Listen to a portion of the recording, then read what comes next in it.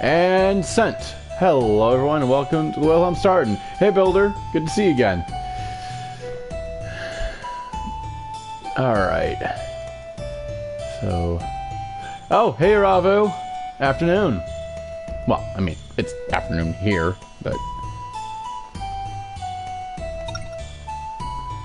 Little Dragons of the Mountain. Let's head back to the station, refuel Steve.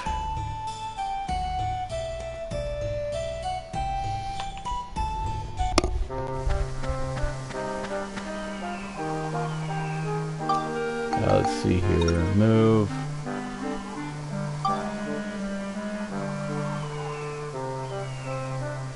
About Rooster Teeth?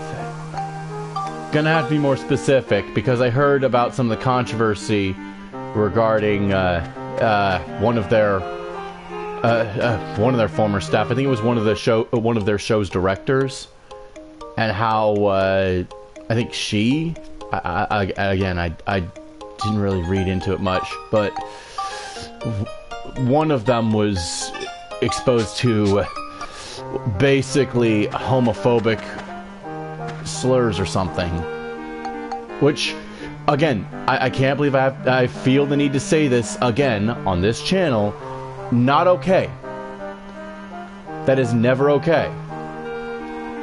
So, again, I haven't really read into it, but if it is true, then shame on them.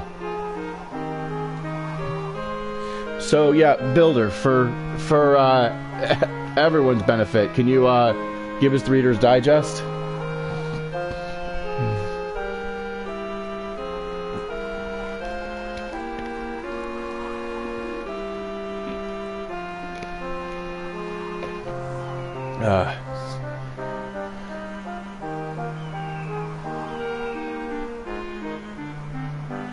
Yeah, that sounds about right.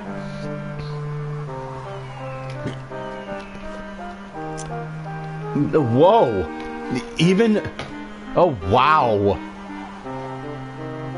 Okay, I know 3 out of those 4 names, so yeah, that some of the main actresses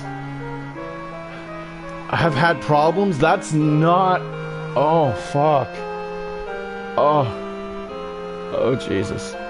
Oh, God, it's J.K. Rowling all over again. God damn it. It's getting really hard to... Whoa! Seriously? One of them even straight up quit? Jesus fucking Christ! Oh, Monty's spinning in his fucking grave. Like, seriously.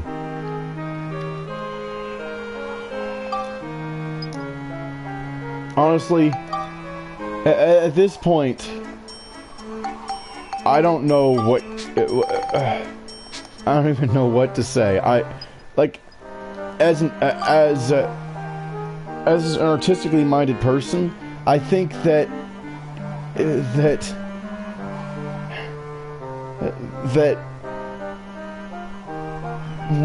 the story that Monty wrote should be seen to its conclusion, but at the same time, if the people in charge of that are a bunch of pieces of shit, then I don't know. It just doesn't feel right. Like, either way it feels wrong. Like, there's...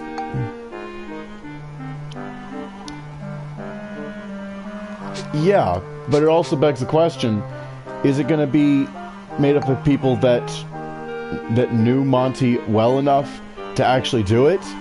To actually finish it? It's one of those things that, like, we cannot, in good conscience, expect Rooster Teeth to finish Ruby. We can't.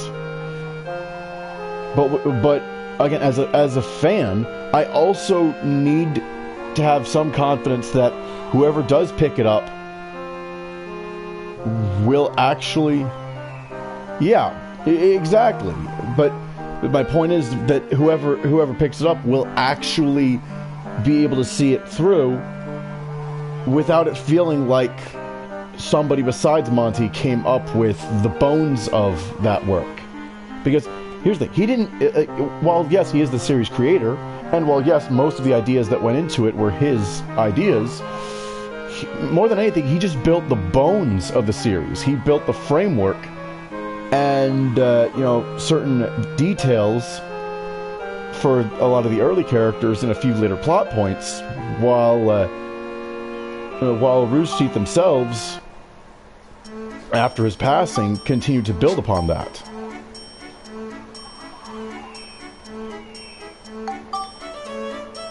So...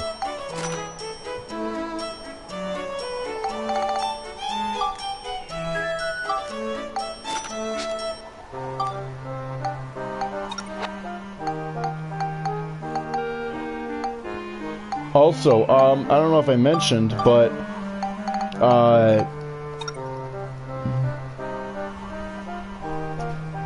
oh wow, nice. That's awesome. I mean, she did a great job as Blake, so whatever role they put her in, she's gonna be great. But wow, like, it really does feel like they are so close to the finish line for the series. Or at the very least for, you know, the framework that Monty built. They've almost, like, if I'm not mistaken, considering the way that each of the seasons, each of the volumes fits into a larger story arc. For example, volumes 1 through 3 were the Beacon arc. And volumes 4 through 6 could be considered the Anima arc. So whatever they've got, whatever they're building up toward for the ending, or for volume 9, that's likely to be the culmination of that arc.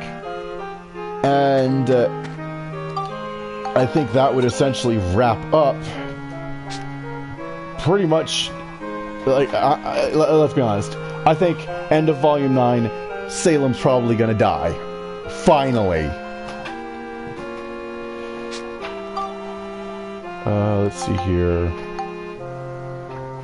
Oh, right. That's what I was trying to do. Cat's being a knucklehead. Would you stop messing with that charger? Mia! Crazy cat.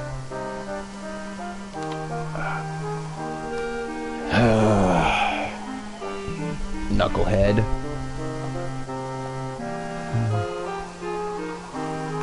Yeah, but the fact that half of the voice cast for Team Ruby alone, like 2 of your lead actresses have spoken out, there's a fucking problem.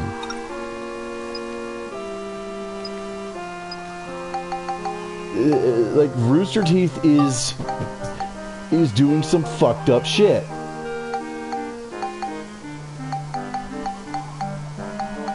So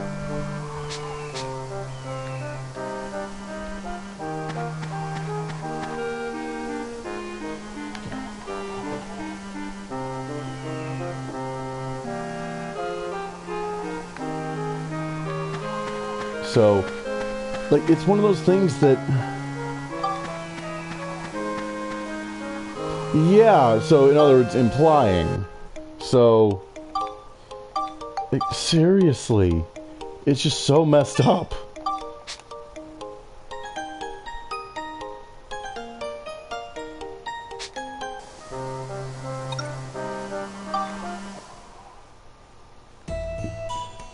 I mean, seriously. Oh, also, just a reminder, the channel is hovering just below, let me double check the metrics. Hold on, let me check the metrics here. Yeah, channel is still hovering just below 3 viewers average, and 27, or 26, it's a little weird, out of 50 followers. So we are just over the halfway mark to affiliate, everyone.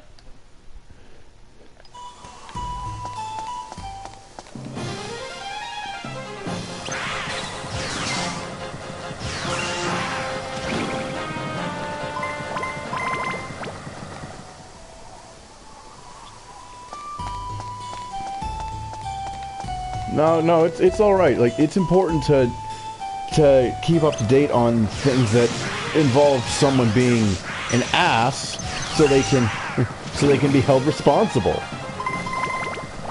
Like, to the best of anyone's ability, Rooster Teeth needs to be held accountable if it's mistreating its employees. So, like, this is unacceptable.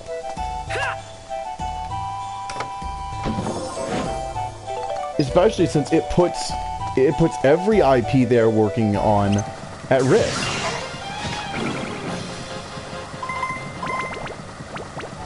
Heck, I'm curious at how they must treat anyone working on Death Battle. Because, you know, some of the ideas that they've put up for later episodes, it's like, what the hell? I'd like to see those happen, but at the same time, if they're treating their workers like shit, what the hell? Like, why is it that some of the greatest ideas have to come out of the minds of total assholes? I mean, seriously, it goes back, like, that whole thing goes back, honestly, centuries, but a more recent example before our time was Ernest Hemingway. Dude was an asshole that couldn't keep his dick in his pants, and yet he was on the bestseller list over and over and over again because the stuff that he wrote was actually good. But he was an insufferable dickhole. So again, why do some of the most brilliant creatives have to be such assholes? And don't get me wrong, I can be an asshole. The thing is that, and part of it is a history of mental illness on my father's side of the family. Another part of it is poor anger management on my mother's side of the family. So, genetically speaking, I have a predisposition to be an asshole. So, I have to work so much harder to not be an asshole. And it ain't easy. But I genuinely try to be decent. So, if at any point cancel culture starts talking about, oh, the Wilhelm Starten said some horrible, hateful things in his earlier years, and it's like, yeah, well, no shit, jackass. Everyone does. The real question is, am I still saying those things? And if not, when did I stop saying those things? What caused me to stop saying those things? Like, here's the thing. Just a few months ago, I called Nintendo something, well, I mean, I called them something that referenced something not okay. And I was called out for it, and I stopped doing it. So I just started calling them Ninturdo.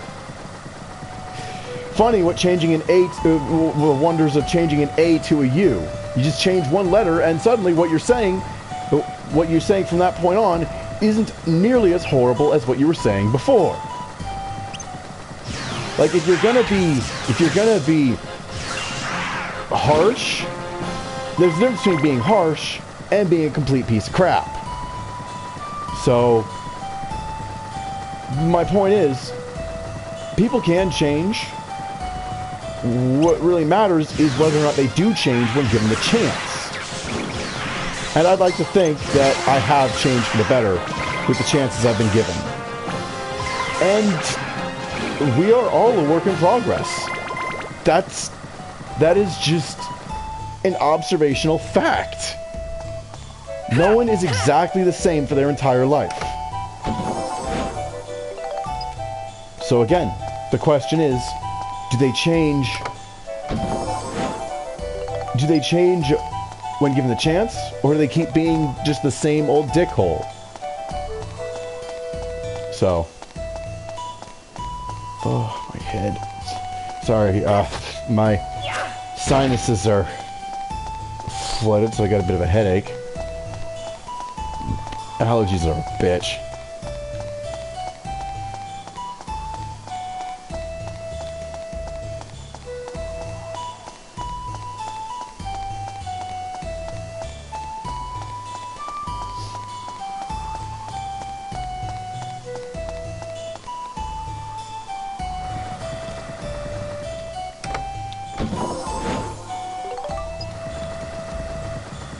But yeah, my point is, it's when people do wrong, it's important to hold them accountable so that they can at least be given the opportunity to improve.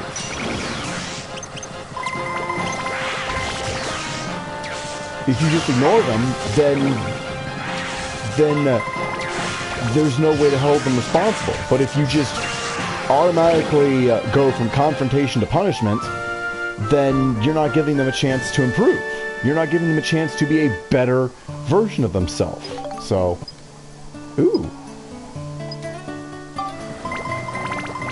So.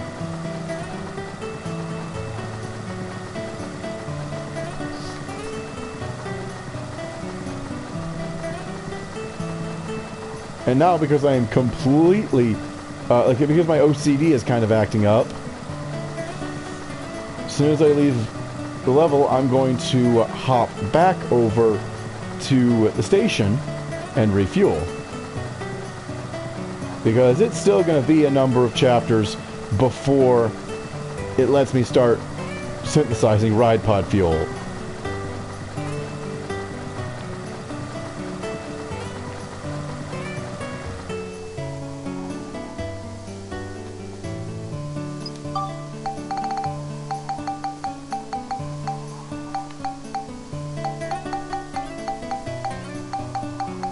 I mean, you say that, but... Which, yeah, I know it looks fine, but... Considering the next floor is a fucking crossroads, I might be about to get bent over. So those 26 points of fuel that I need to top off could make all the difference for all I know. Again, I haven't played this far in a long time, so... Hell, I never actually beat the game back in the day. Yeah. So...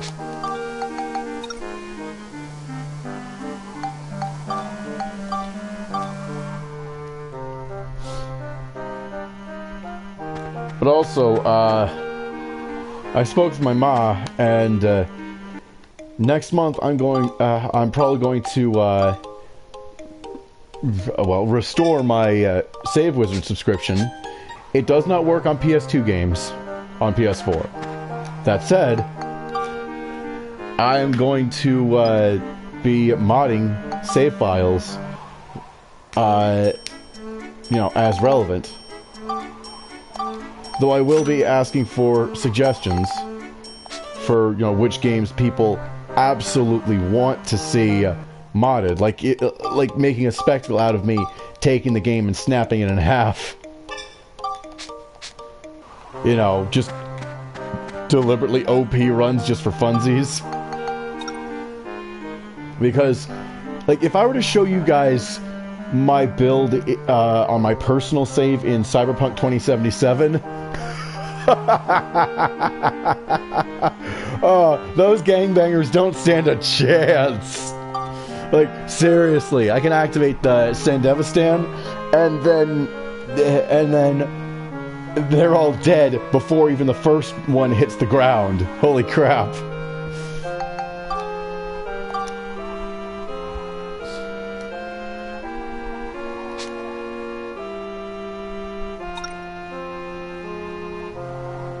Huh. Can't use Monica here. Oh well.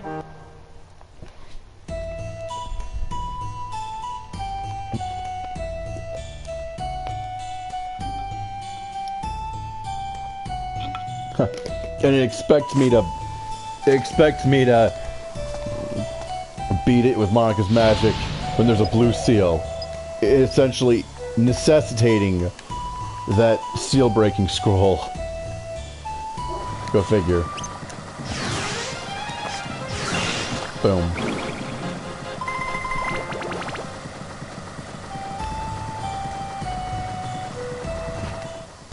Yep.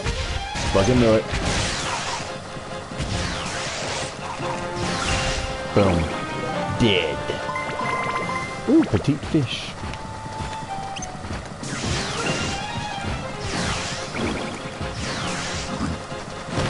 Oh!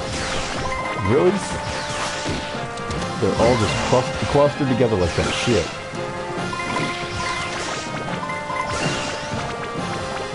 Huh, Rifle Wolf, huh? Whisper's better! And if y'all don't get that reference, read the IDW Sonic comic. Whisper is fucking amazing.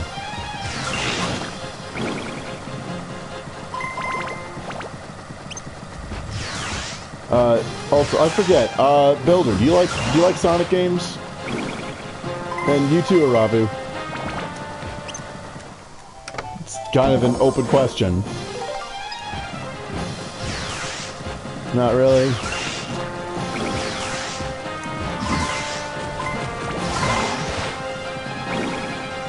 Yeah, the thing is, I've been a Sonic fan since, well, back in the Sega Genesis days, 90s kid.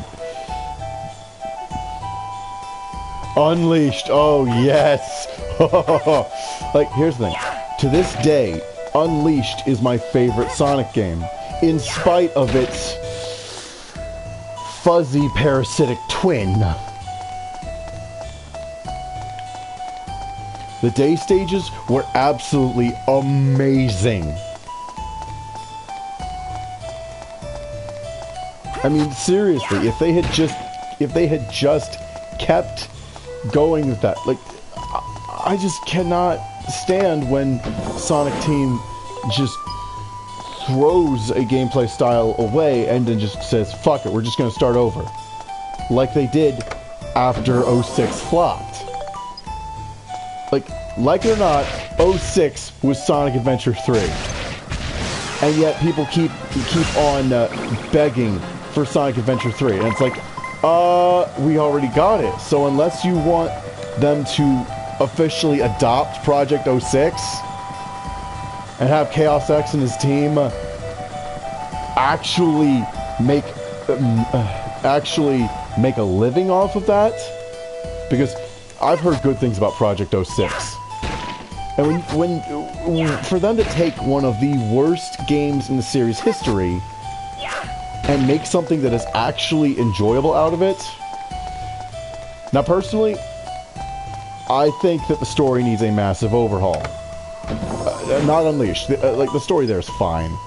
But 06, if they were to officially adopt Project 06, honestly, not the 4Kids dub. In fact, Sonic X is exactly the reason why I cannot stand 4Kids dubs. So Sonic X is one of the handful of anime I will only watch subbed, as long as I'm, although, okay, I take that back. It's one of those that I will mostly watch subbed. Because it's also funny to see some of the fucking dumbass dubisms. Yeah, Kirby right back at ya. But, like, 4Kids, I do not miss them one bit. At all.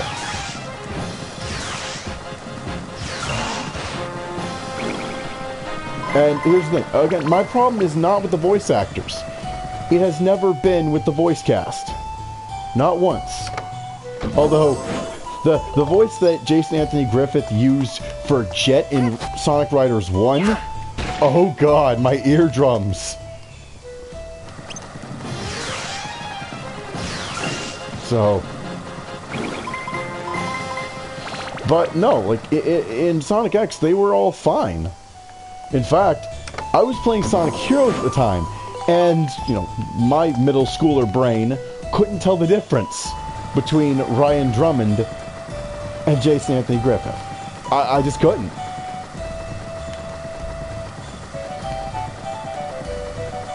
So that just goes to show how little the difference in voice cast actually mattered to me. It was like, difference voice cast? What difference?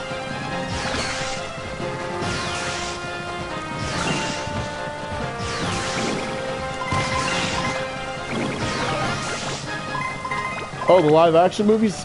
For what they're trying to do, those are amazing.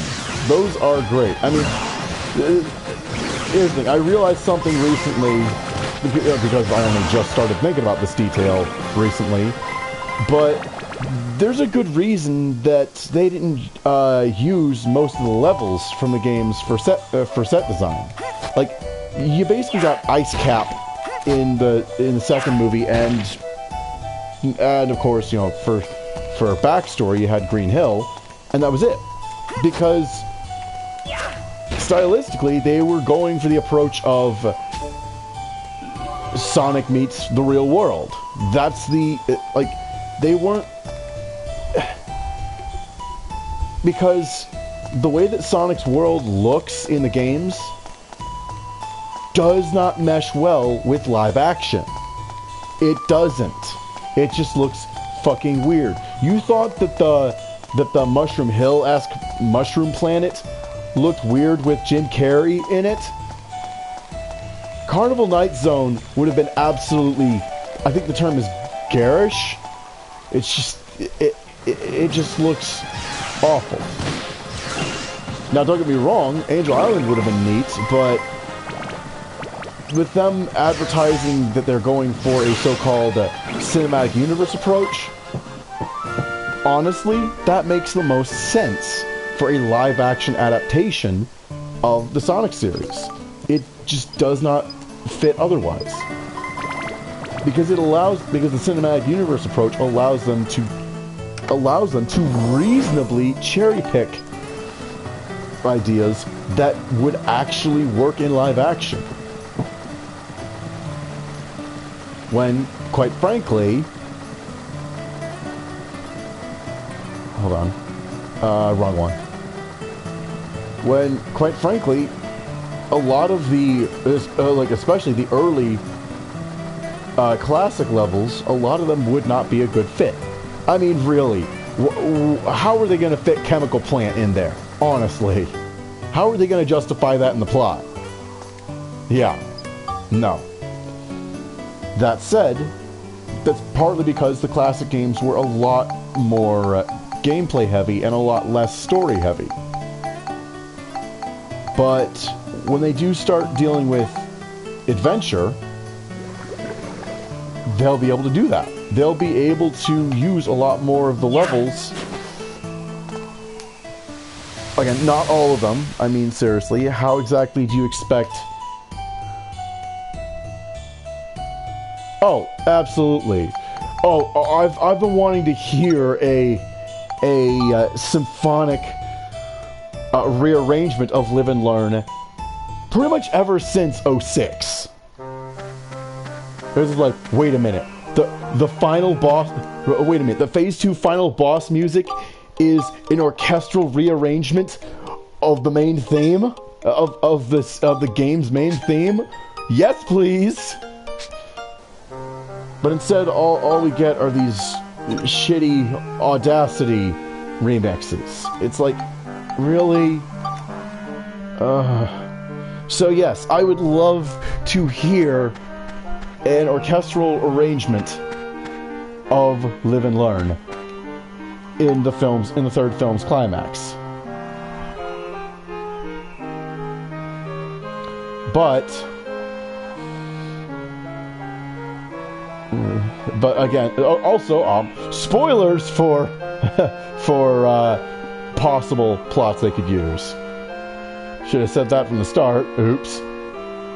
But anyway, now personally, I'm hoping that the Knuckles TV series that they're working on. Hold on. Ooh, another one. Cool. There we go. I'm hoping that the Knuckles TV series that they're working on adapts both Knuckles Chaotix and Sonic Adventure, and possibly Sonic CD. Because, I mean, they gotta get Metal Sonic in there. Come on. You know they gotta have Metal in there. Alright, let's see here. How much is the next one? Yeah, that ain't gonna take too long. Master Grade Core? Yeah, and that's probably the final upgrade too, judging by the name. But yeah.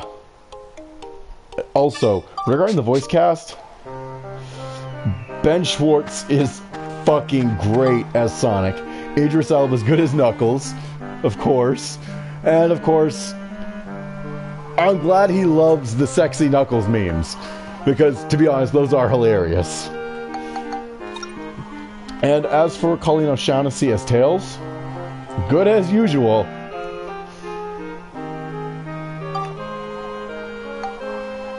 Though it is kind of disheartening that, you know, she didn't get top billing at first. on one of Sonic Movie 2's posters. And then they had to edit it to put her name on there. And it's like, she's voicing one of the main characters. It ain't right to not give her top billing. Also, to those of you that have actually watched the film, did you catch the Sonic Adventure reference that was in there?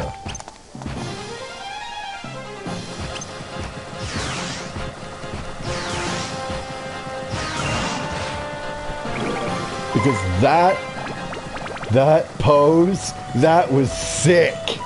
That was awesome.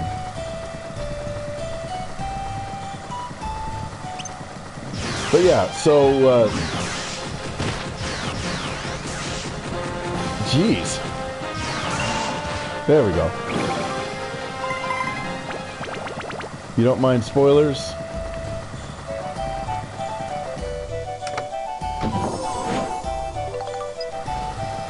Alright then. Oh, on that note, just a reminder, I mean, if you can be up late enough on the day in question, the night of the 7th,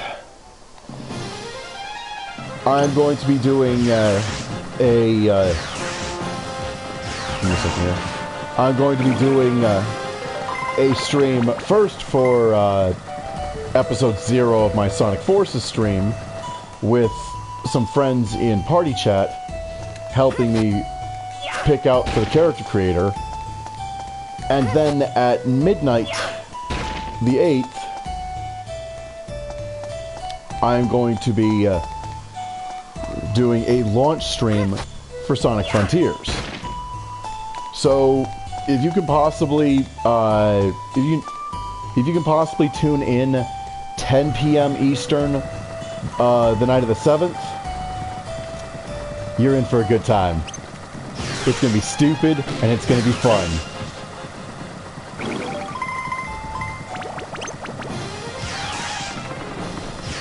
No, not the 27th, the 7th of November.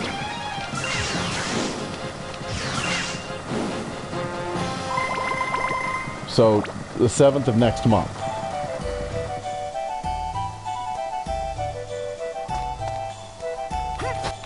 Yeah, I wish it was coming out the 27th, or the night of the 27th, but no.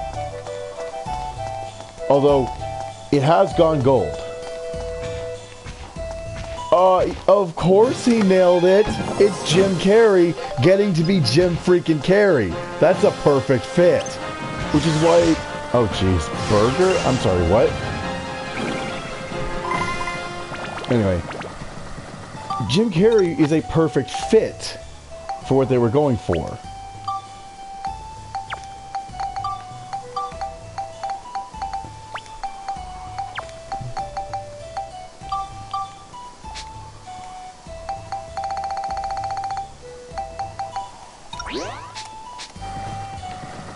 Well, then you must want to raise. Really?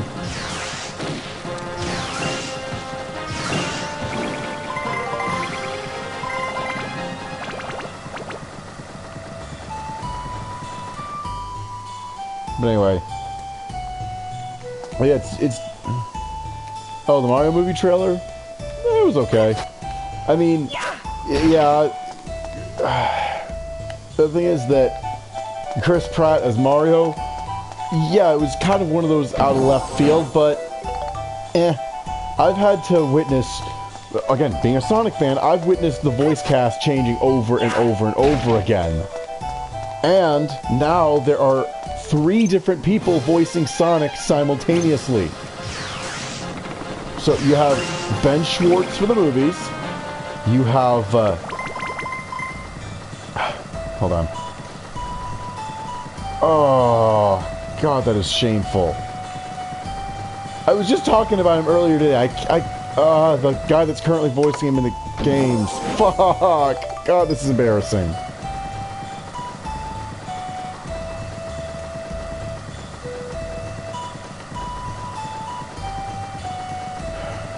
Roger Craig Smith. Yeah, here's the thing. So you have Ben Schwartz. Voicing him in the movies. You have Smith voicing him in the games, and you have what's his name? I'm sorry, I can't remember. Voicing him in Sonic Prime. So you have at least 3 different actors voicing the character simultaneously. So Charles Martinet, or Martinet, whatever, as the voice in the games, and Chris Pratt in the movie, that's fine. Also, I think that for the movies, they probably had to kind of drop the horribly stereotypical accent because, yeah, wow. Poison trap.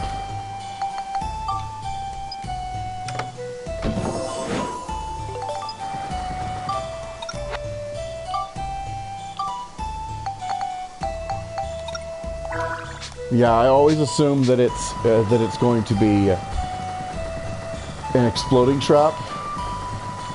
Oh yeah, exactly. There we go. Because if it is an exploding trap, then I can say goodbye to its contents if I pick the wrong thing.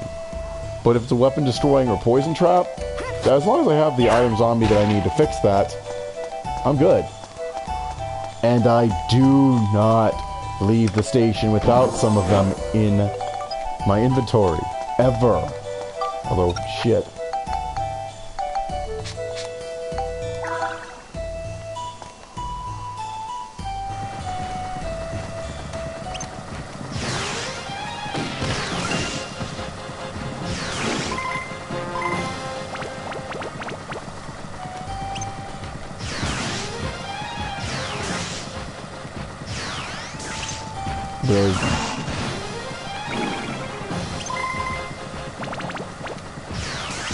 Really? I will say this much, as powerful as the Nova Cannon is, its range is kind of shit. Honestly.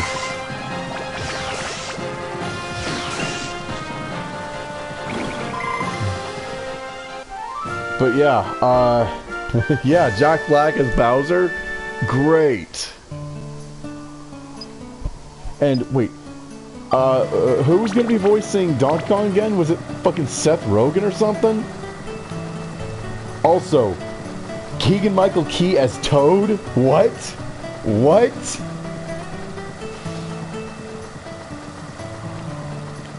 Like, don't get me wrong, he's clearly gonna do a great job, but that is definitely good casting out of left field. That is good casting out of left field. It's like, okay, I don't know how they came up with that, but it definitely seems like a good pick.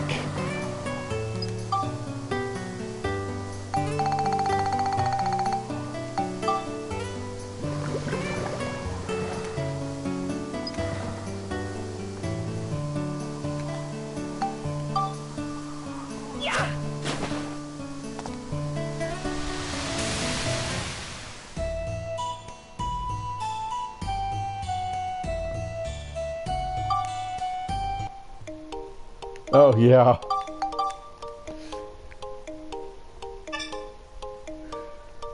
But honestly, yeah, no, the trailer, I definitely have a good feeling about this movie because of the trailer.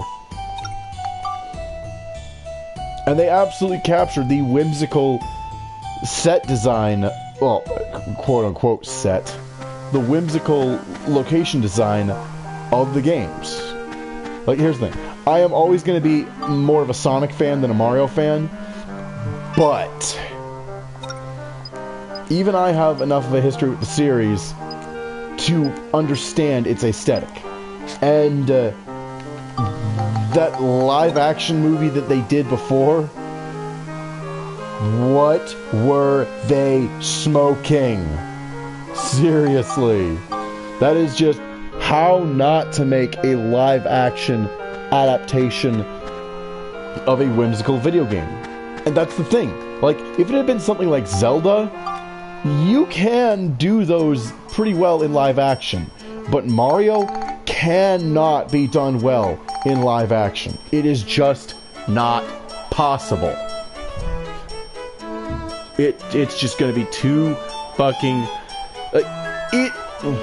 just thinking about it, just visualizing it, feels like I am witnessing someone else's acid trip. So, no. So, I'm really glad that they went with the guys at Illumination, because, well, I mean, just looking at the trailer, they did a good job. So again, whether or not you can do, but like it's an important thing that I've had this idea rolling in my head all day, that whether or not a particular video game should get a live-action film adaptation or an animated adaptation. So Pokemon is one of those things that, if you take some creative liberties, yes. Like, Detective Pikachu, aesthetically, is wildly different in the movie than it is from the specific game it was based off of. Like, I haven't played all the way through the game, so I don't know how different the story is, but I do know that the aesthetic is very different.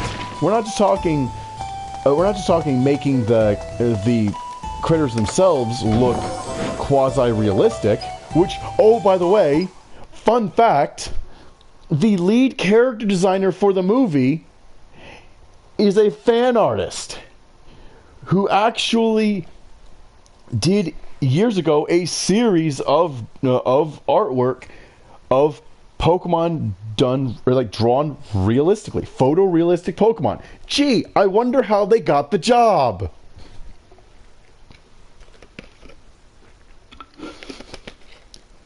Because knowing that, just like when you see the work they put into the movie, knowing that that's the kind of fan art they used to do, just makes so much sense. It's just, oh, son of a bitch, another mimic. But then you have something like Zelda, which that really depends on which game we're talking about, because like Ocarina, maybe Majora's Mask. No. Oh shit! Yeah, that's right. I still gotta level up the weapons. Damn. Quickly. All right, switch over to Monica. Shit. Where there's a spear. Yeah, on that note, let's see here. Status.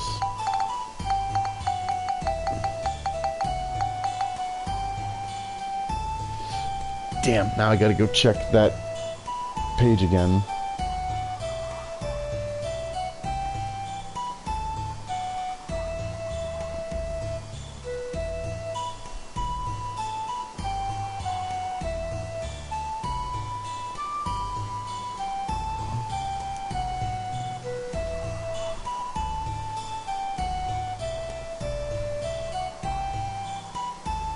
God, I really wish my total number of followers on Twitter equated to the same number of followers on Twitch, but nope. Figures. Now let's see here. Where is it? There's the chat scrolling. Oh wait, no, I forgot I got it saved to a file. Whoops. Weapon charts. Oh, damn allergies. All right, let's see here.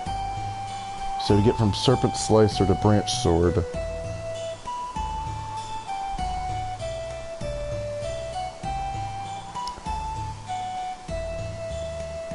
47, 50, 50.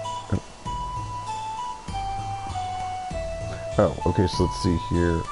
A80, so it's attack. Okay, so already over the line there. What's C again? Chill, I'm guessing? Yeah, chill. 45. Okay. Nope.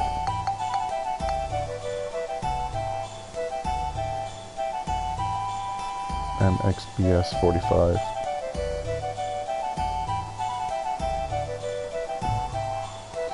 Smash X Season Beast Scale.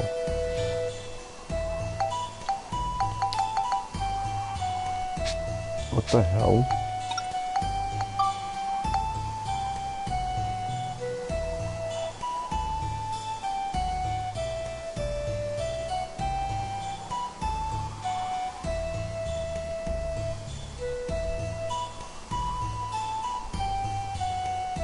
Wait, there's an Atlamelia sword? What? Yeah, I figured as much, but I thought that saying something might be rude. I mean, it's your fanfic, so do what you want, but yeah, there are some things that will not fit.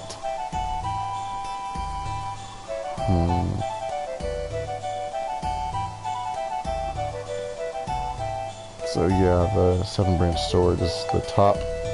So flame, chill, and exorcism. Yep, nope.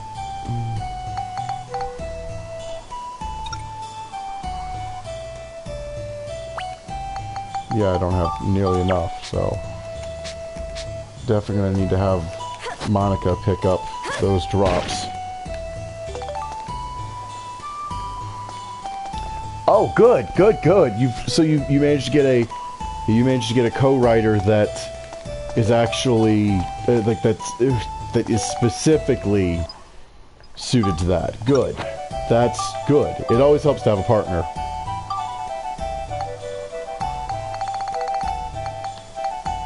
Especially if they're, to put it bluntly, covering your blind spot. And I'm not saying it's a full-on blind spot, but you know, like I'm gonna what was his name? Fuck. I'm gonna quote Patrice O'Neill from one of the Comedy Central roasts. It's like Hanna-Barbera. You remember? So you remember when you remember when Hannah said, "I'm bigger than Yogi," and Barbera slapped the shit out of him? You need a Barbera to rein you in. Yeah, it wouldn't? Okay. Yeah, it's like, again, I'm not exactly the biggest expert on Elder Scrolls lore, but yeah, it's like, it really did feel a little jarring, not gonna lie. But yeah, like, that you have a partner to rein in some of your ideas to maintain thematic cohesion, that's good. And like that's always going to be something you got to keep in mind too. So that you have a partner that can keep you on track in that regard is excellent. That's great.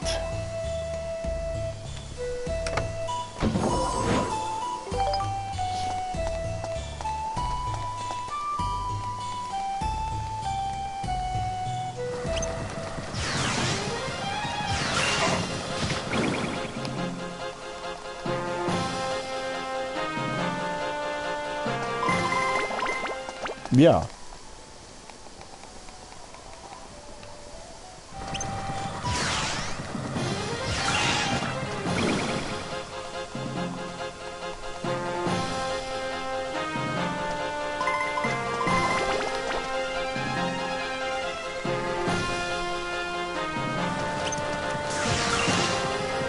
Because yeah, like I said, you want everything, you want the characters to fit in the world, even if they're not native to it. Yeah, exactly. Like, you can have elemental effects. That does still fit. So,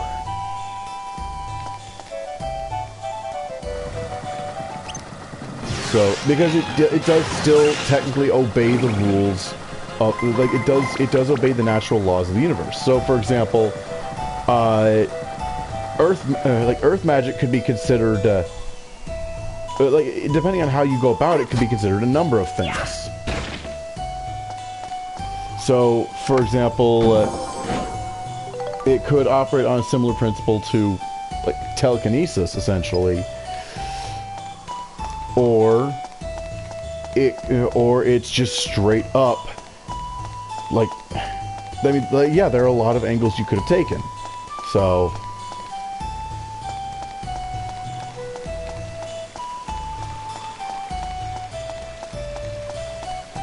So, that you're experimenting while also trying to operate within the rules of your setting, that's good. Like, it's not mandatory by any stretch, but it's definitely much simpler to write for, because there's a lot less that you have to work around or, you know, find loopholes for. Ooh. Uh-oh. Oh, no. Oh, not good. Oh, not good.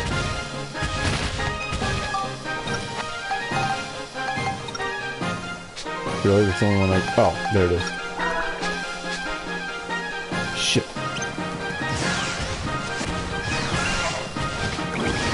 And you.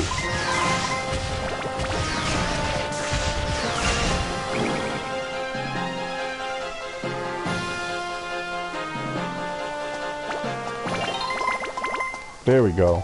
Something of the... Whoa! Right, exactly. When if you're gonna fill in plot holes, or mechanical holes for that matter, then that's... Okay.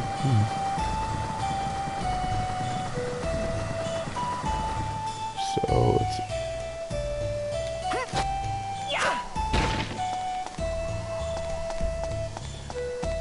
Also, please tell me I'm not the only one that's frustrated by the delay between posting a comment and it actually appearing on screen.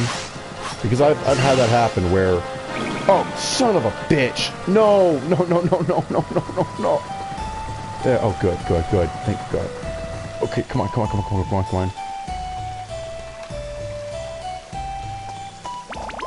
Oh, thank God. Oh, shit.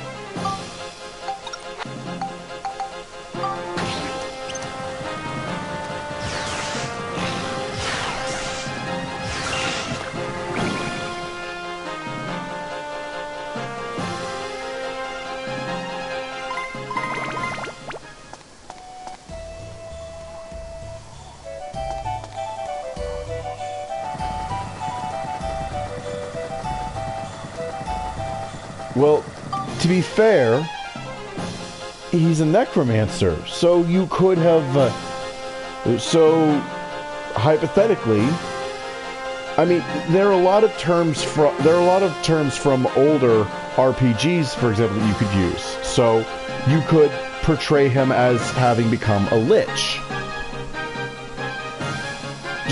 Just for example.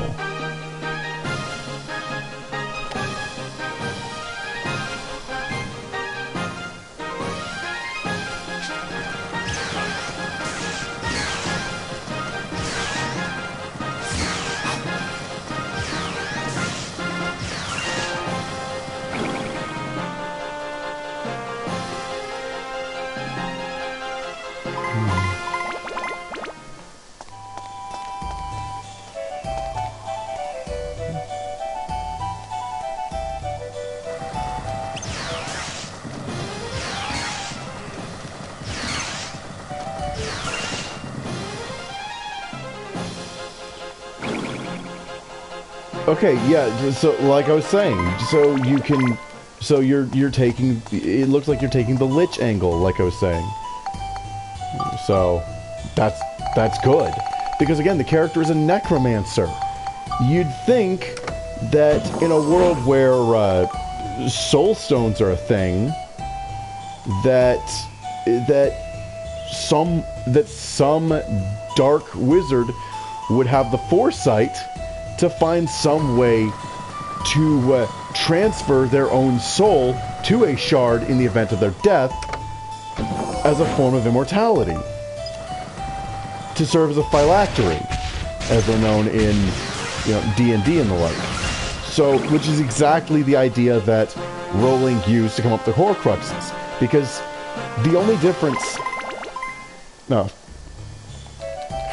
Go on. As a precaution. As a way to keep on living. Yeah, and so it's definitely, serving less as a phylactery and more as Horcruxes then, because the key difference is in how many a dark wizard actually has to use, or even can use. A phylactery, they're just ripping out their whole soul and just shoving it in an object for safekeeping, while the body keeps on doing its own thing without a soul.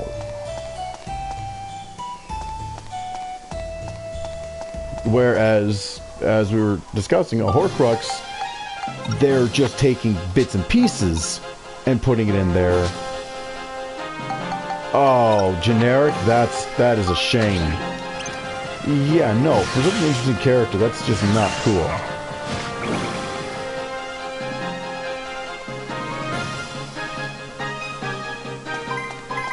If you're making a character that is the strongest anything in your setting... Oh, Jesus. Well then.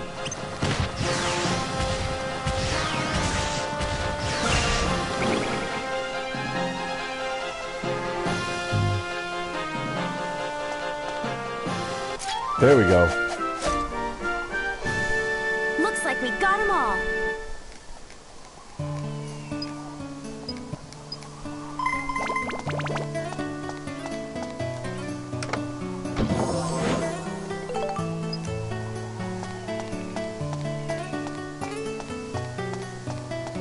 Wait. Are you telling me that you're changing plot points on the fly as you talk about them? Because, I'm not gonna lie, that's something I sometimes do.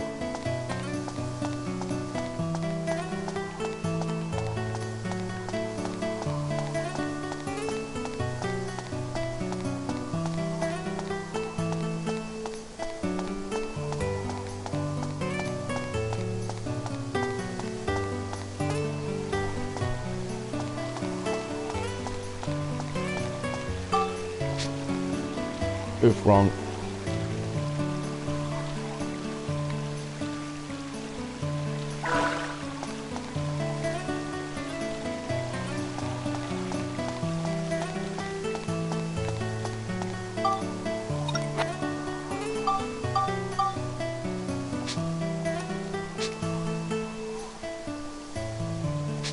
Oh, jeez.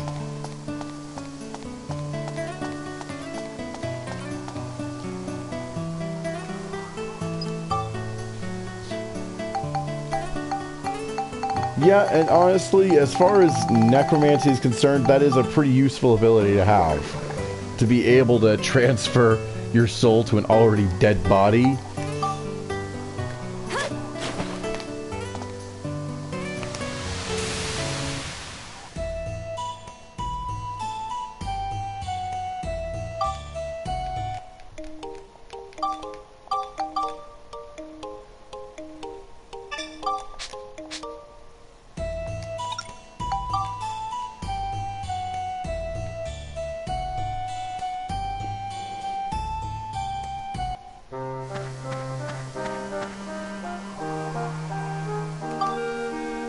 Yeah, of course.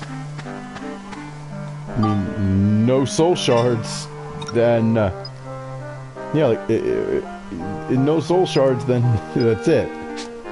Done.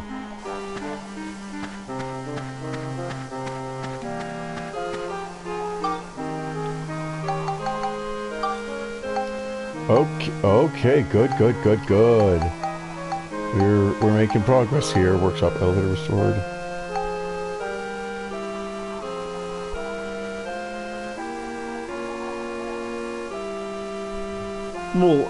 Well, to be fair, Silver Eyes are essentially an anti-magic weapon in general. That's why they were so devastatingly effective against Cinder at the end of Volume 3. Because, well, she didn't even have those Grim parts on. Like, she didn't even have that Grim arm yet. And yet, just after getting Amber's full power, Ruby's silver eyes were like kryptonite to her, even costing her an eye. So, because it's an anti-magic weapon. And the thing is that thematic, there's something I noticed about that. See, magic was in the world of Remnant. I'm not sure. Magic in the world of Remnant was a gift. Oh, yep, I can. 6 scraps of metal needed. Okay. But in the world of Remnant, magic was a gift from the God of Darkness.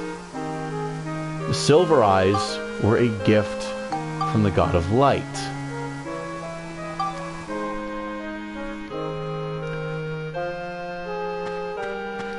And the thing is that every single one of Oz's children has silver eyes.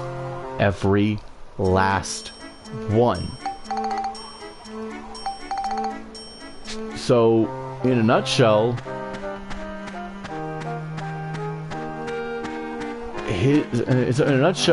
the God of Light making that... Yeah, exactly. Well, specifically, Oz's children with Salem had magic. But that's because both parents had magical abilities. But with the generations of Silver Eyes that didn't have Salem as their matriarch, they were just going to have the Silver Eyes.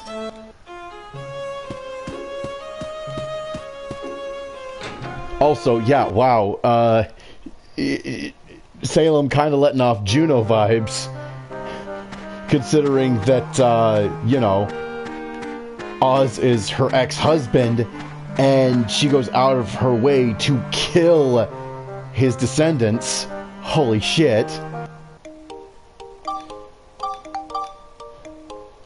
Except unlike Zeus, Oz isn't a fucking jackass. Well, not an asshole anyway. He's not an asshole that can't keep it in his pants.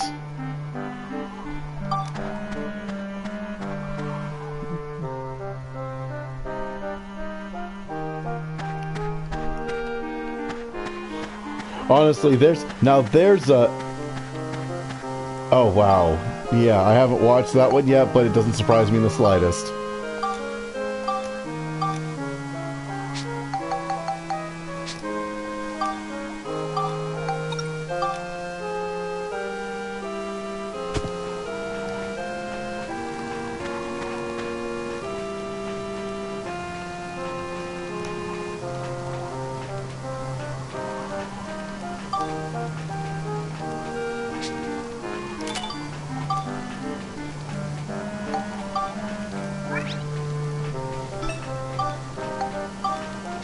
Alright.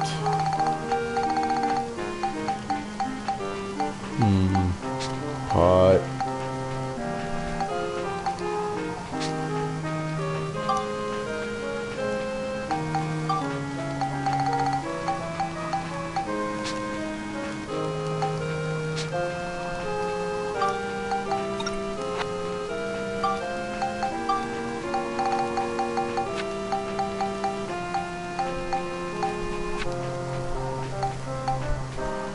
But yeah, like, I kind of had an idea for a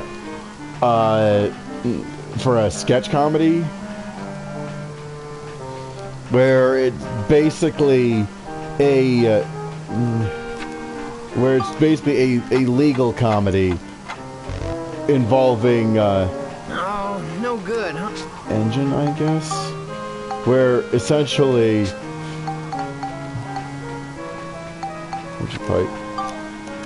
so where essentially various gods from different mythologies are on trial. Say cheese. let's just say that Zeus would be in deep shit.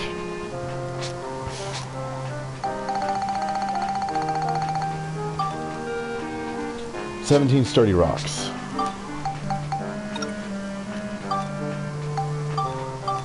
Because, yeah, a lot of what he did absolutely constitutes rape.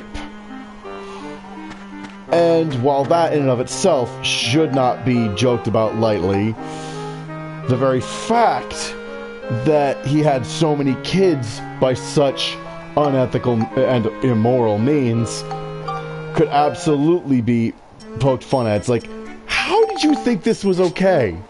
How did you think that this was an acceptable way to get your D wet? Like, seriously. I mean, your wife is right there.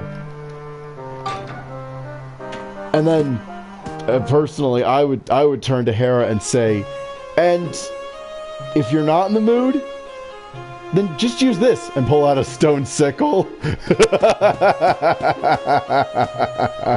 And then just watch as his pupils dilate. He knows what that thing is. For those of you that don't get the joke, in Greek mythology, a stone sickle has been used by multiple... well, a stone sickle was used by the Titan Cronus, Zeus's father, to castrate his father, Uranos, so that he'd stop, well, raping Cronus' mother, Gaia. So, using the stone sickle for a gag, poking fun at Zeus being a freaking horny asshole? Yeah, no, Greek mythology buffs will absolutely love that. But meanwhile, you could also have a sketch about Tsukuyomi killing a guest.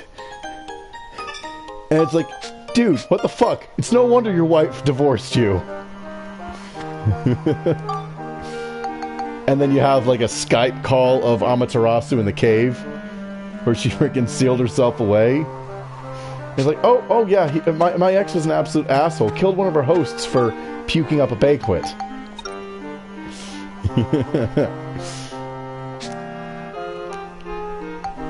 So, Russell Crowe. That depends. Do you consider projectile phones to be worthy of praise?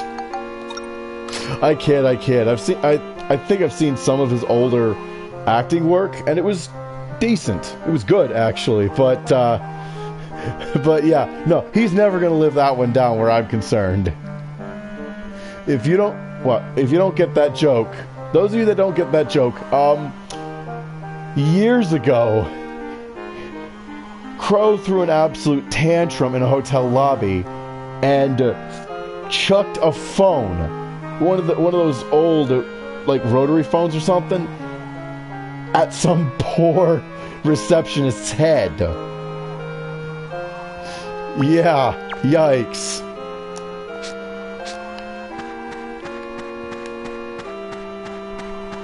So of course you had that end up being referenced by some pop culture. So for example, Scary Movie 4, one of the characters, Brenda, was asleep and she was having nightmares, and she's like, "Look out, Russell Crowe's got a phone!"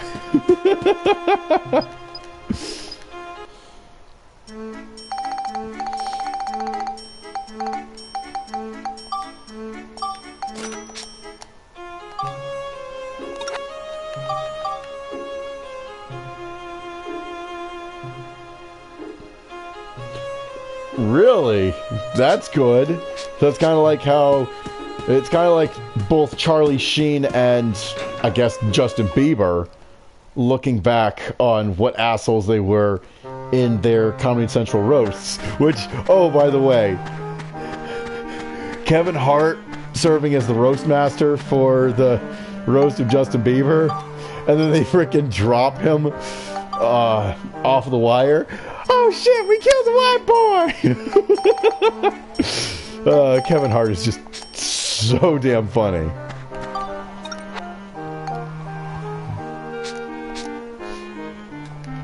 Anyway, let's save again.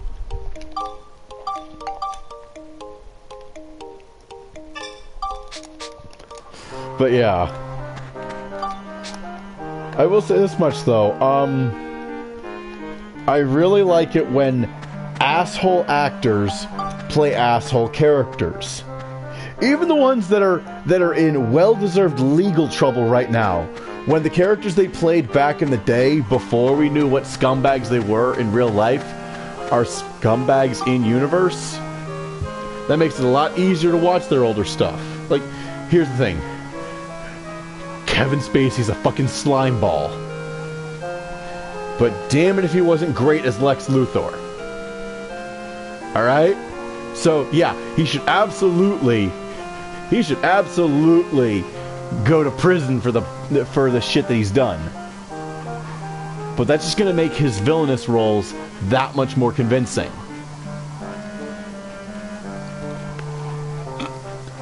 Also, I, for one, do not think that it's okay to remove someone from the credits of their old work simply because they were fired or went to prison for sexual misconduct.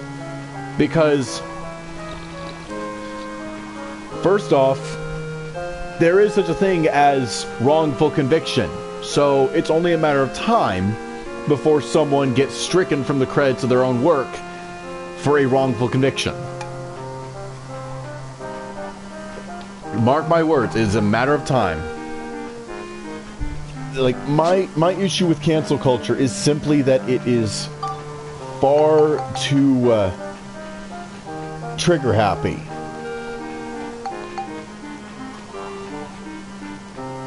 Not to mention, it's also extremely hypocritical.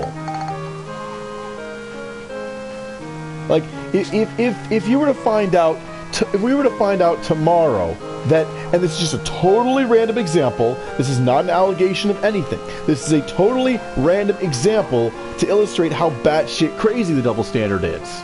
But imagine if, say, Gwyneth Paltrow were accused tomorrow of sexually assaulting some cabana boy. Now here's the thing. Cancel culture would be heavily divided over such a subject because they tend to have a double standard over allegations of sexual assault against women. Like sexual assault by women against men. It's just one of those things that there's that cognitive dissonance.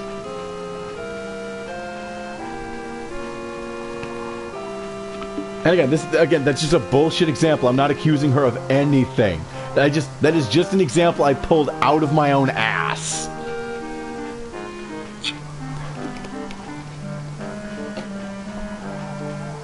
Of course, if such an allegation does come out against her, I'm going to be very disturbed.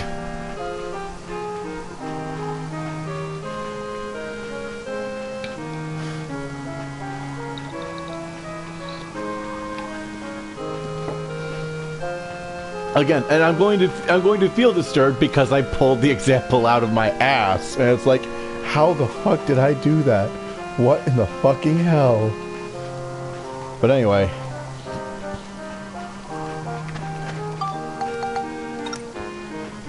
But honestly, like, if you want an example of a character that...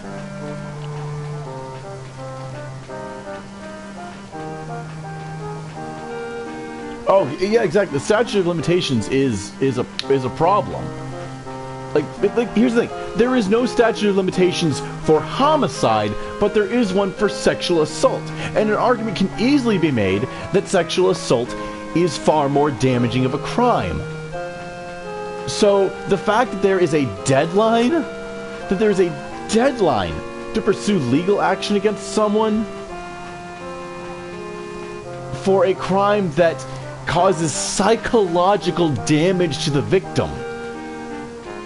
The fact that there's a deadline is fucked up. And yet, you can have no statute of limitations on a public service homicide, where you kill someone that society absolutely needed dead, and it can still be open to investigation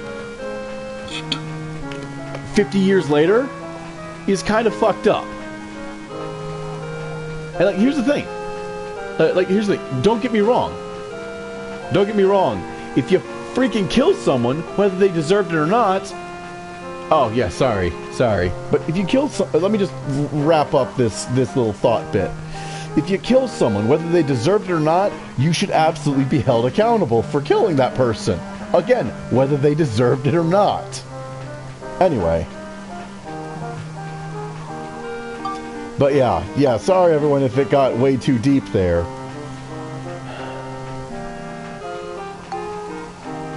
Anyway, Mount Gundor.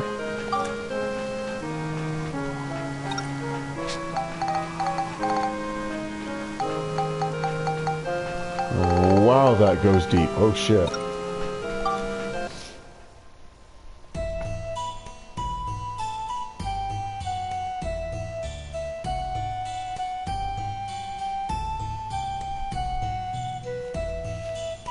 But yeah, sorry, that's just one of those subjects that I tend to get really worked up on. So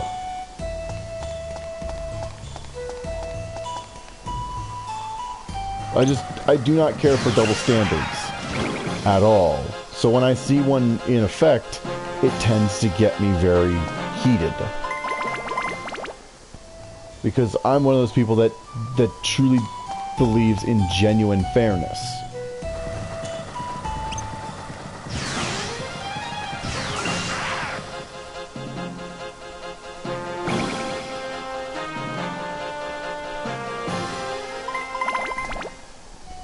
Oh yeah, absolutely. Taking someone's life ends their past, present, and future all at once. So, in other words, their potential is now gone. But the point is that...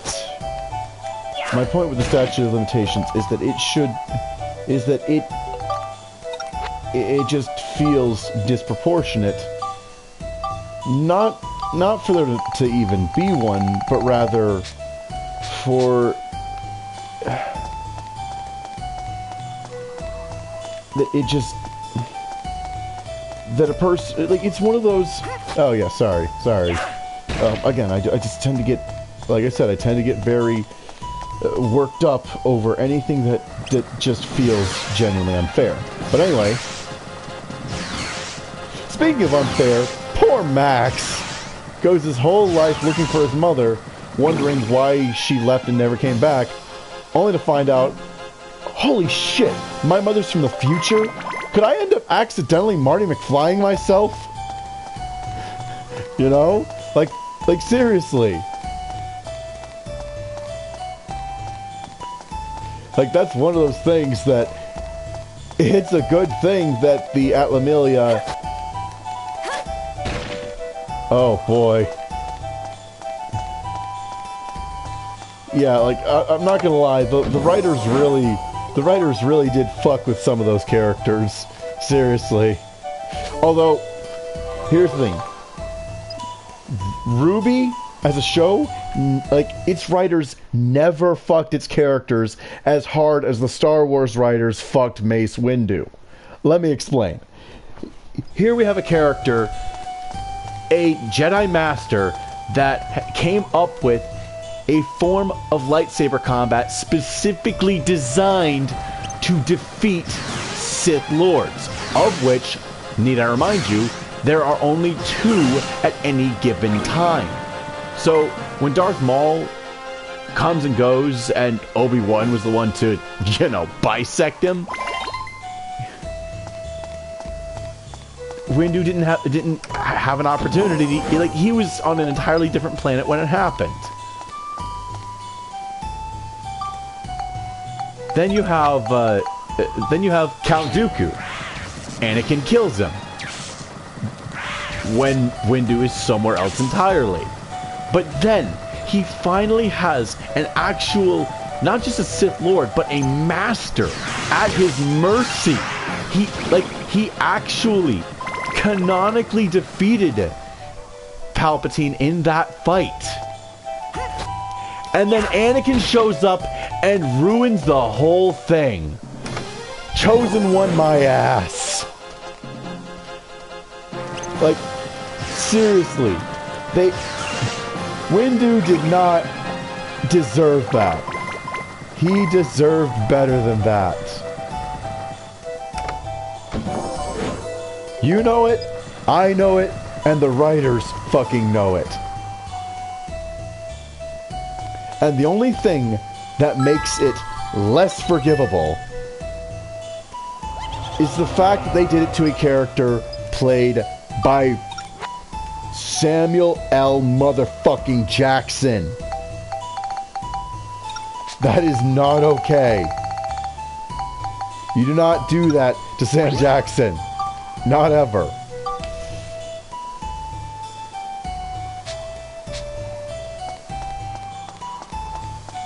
Oh shit, and there was something else I wanted to say. Damn. But yeah, like, my point is they screwed him over. Hold on, I had a... Damn it, I lost my train of thought. Shit. Not good.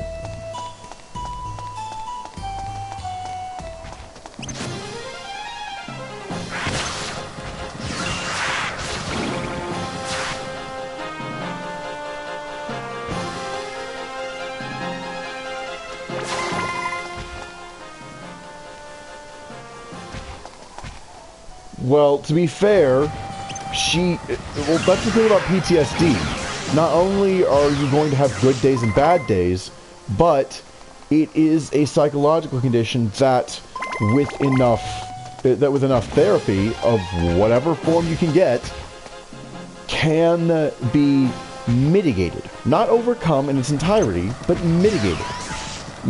My mother has PTSD, so I have experience dealing with someone having an episode, and they have good days and bad days. And if you've got a good therapist, they will teach you... That's not good, not good, not good. And if you have a good therapist, they will teach you techniques to get a better handle on it.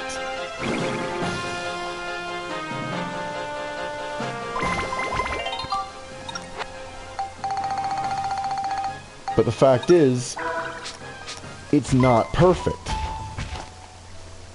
It is a very complex psychological condition.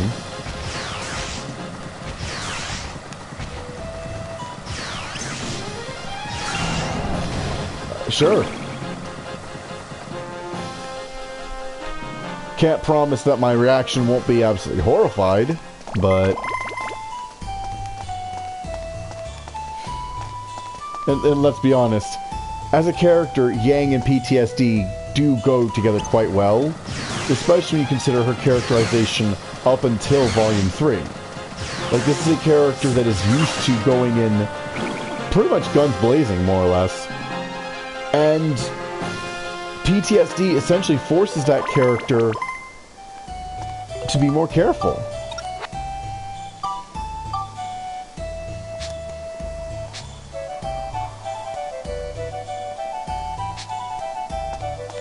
Oh, like something that's happened in the... something that's happened, in Elder Scrolls, or in, Grim Eclipse. Okay, Elder Scrolls. So it's based in the lore of the series, then.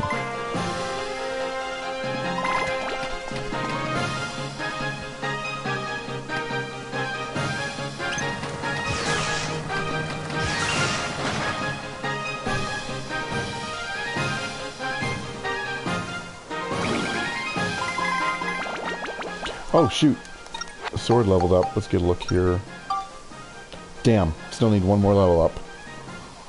And then I can use the flame one. Also, That's the one. Flame, Chill, and Exorcism. Honestly, I overdid it with this one. Damn.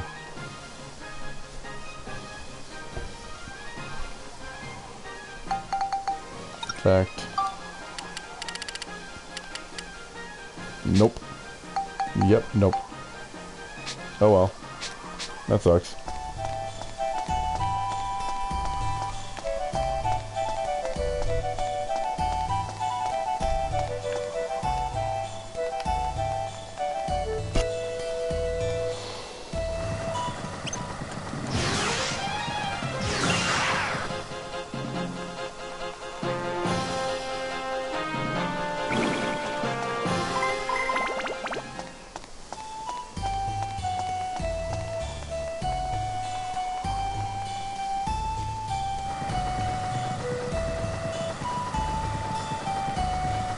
Also, just a random question. What are some PS1 and PS2 games you'd like to see, that you'd like to see Sony bring, onto PS Plus Premium? Because bear in mind that PS1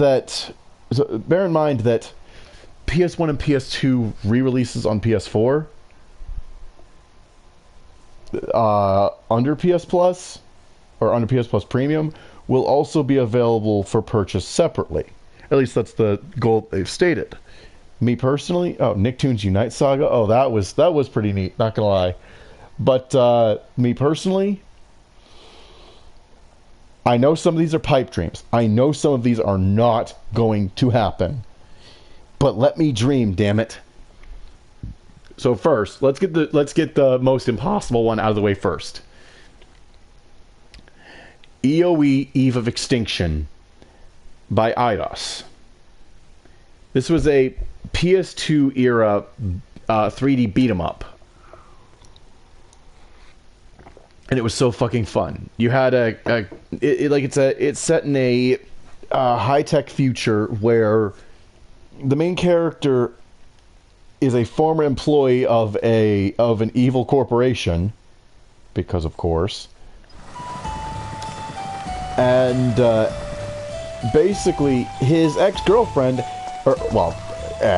his girlfriend, also an employee of that same company, had her soul ripped out and then implanted in a weapon, which he then stole so that he can try to get her body back. All while going up against the assassins sent after them by their former employer.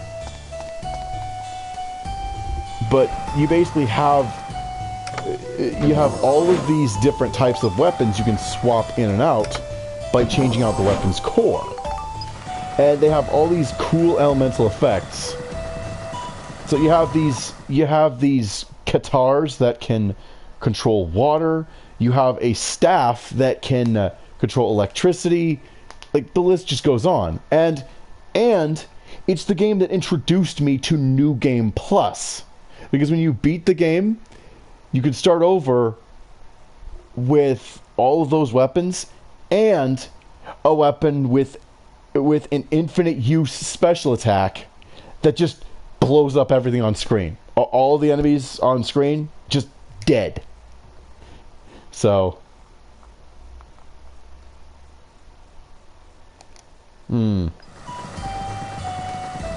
yeah, like, you're talking to someone that's very much idealistic, as cynical as I am. The reason I am so cynical is because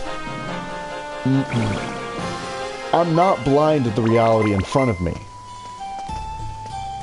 And it clashes with my personal ideals.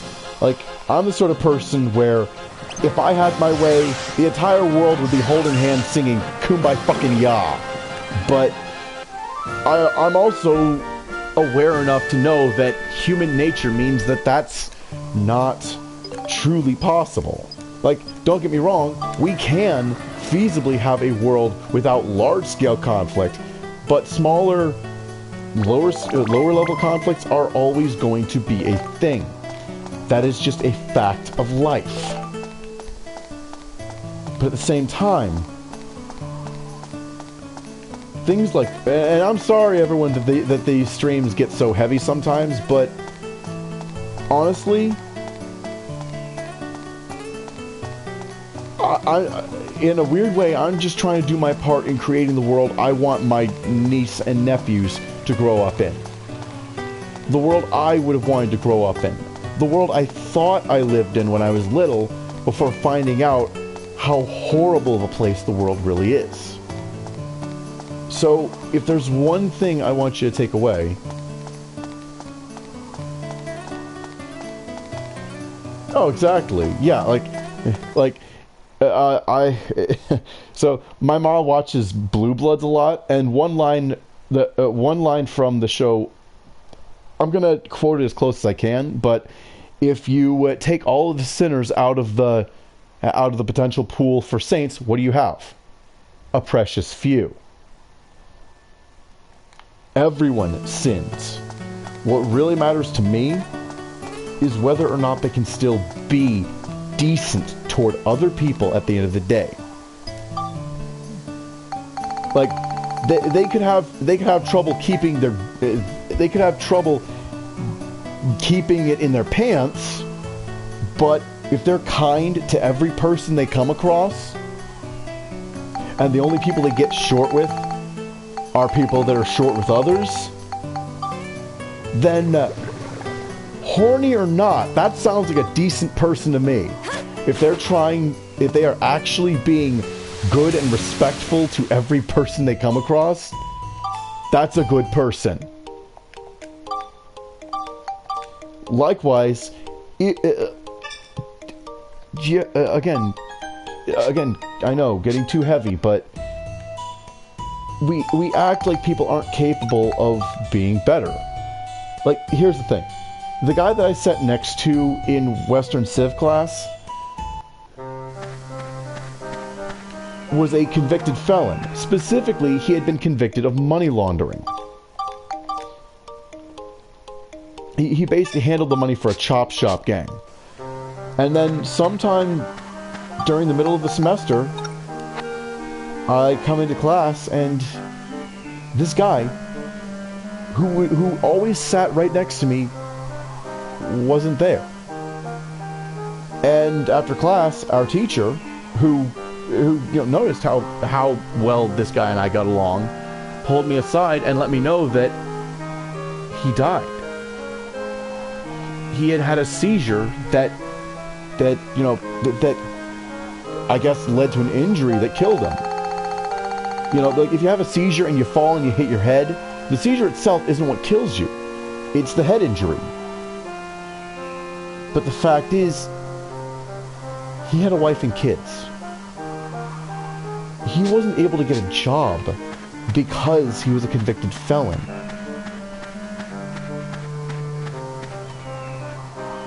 And the fact that our economic system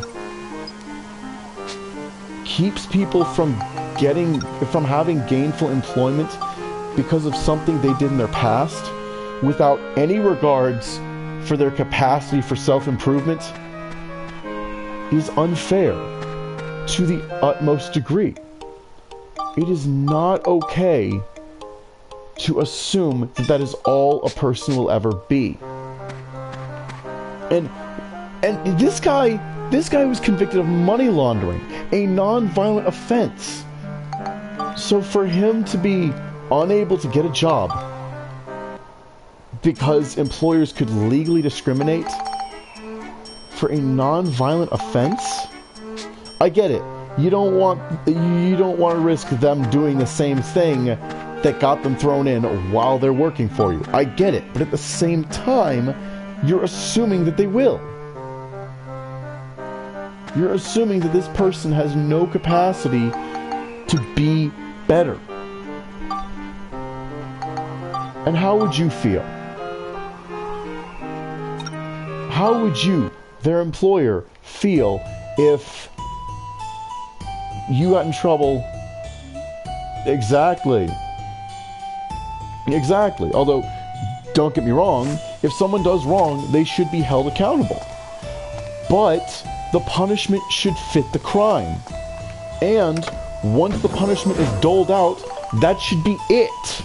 Once you get out of prison, there should be a hard limit to the penalties that are imposed upon you beyond that. I mean, don't get me wrong, like, there are certain crimes that you are going to want to keep an eye on the individual for, but if you're operating on the assumption that they will do it again, then you are punishing them twice. Which, in this country, we have a little thing called double jeopardy. It's illegal. Because even a bunch of slave owners nearly, 250 years ago recognized it's not okay to hold someone accountable multiple times for the same one crime. It's not okay to punish them over and over again for the exact same instance of the exact same thing. Even they understood this. And their knowledge base was a lot smaller than ours. So, that they understood that, and we don't, is really screwed up.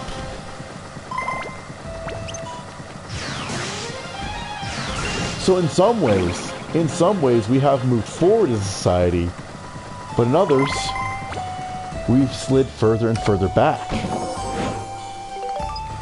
But anyway, but if you want to see the end result of that, just indulge in Cyberpunk. Because if you want to see a warning of what the future could be, if we let these problems continue, yeah, that's Cyberpunk. Speaking of which, so I recently had a realization, without spoiling anything, I had a realization about the ending for Cyberpunk Edgerunners. The ending is bullshit, not because of how certain characters' stories turn out, but rather because certain plot points spit in the face of the series' canon lore. And one of those points changes the ending. Like, the ending, the exact nature of the ending hinges on taking a canon plot point and then just taking a dump on it, essentially. That should not have been possible for that character to do that. So, don't get me wrong, Edgerunners is a great show, and between it being directed by Hiroyuki Imaishi, composed by Akira Yamaoka, and written by Bartosz Sztybor. I think I'm pronouncing that name right. It's Polish, so I'm not good at pronouncing Polish names, because counterintuitive pronunciation based on the spelling, you know, and my you know, Anglo-centric conditioning.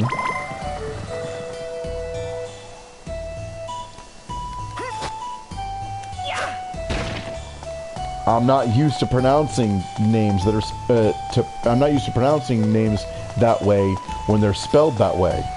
But anyway, like I was saying, all really good at what they do, so their contributions came together to make something great. But anyway, but yeah, so,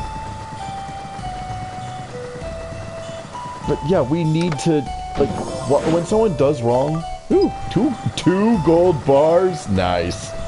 When someone does wrong, we need to hold them responsible. We also need to provide them room after they've been held responsible to improve. We can't just punish them over and over forever. Because if you do that, what reason do they have to improve? What's to stop them from saying, you know what, fuck it. If you're saying I'm evil, then let me be evil. Fuck all of y'all. What's to stop them? So, again, like, I really hope that you guys have some good takeaways from all of this. Because I just want to do my part in creating the world I would have wanted to grow up in. The world I thought I grew up in.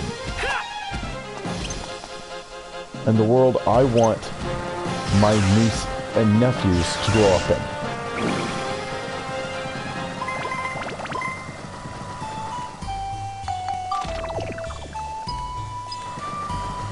Jesus, all of them? Damn. That's it? Oh no, just the one that's equipped. That'll do it. But anyway. Geostone!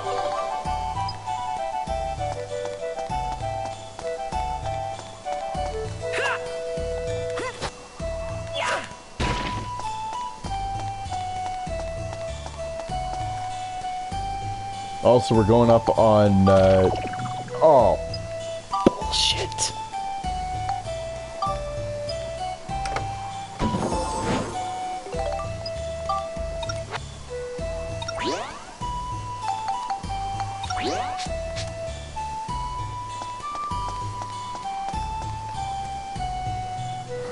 Ah, there we go.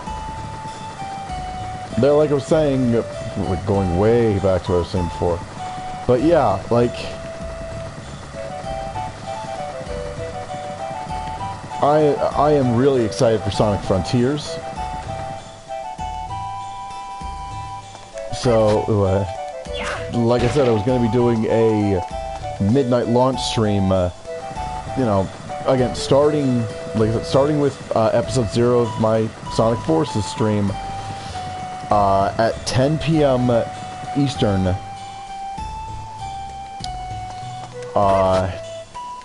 November 7th, and then at midnight I will be switching over to Sonic Frontiers when, you know, it actually, when my preload activates. It hasn't preloaded yet because, you know, it does that 2 days in advance. But, and then that'll probably go until about 2 a.m. November 8th.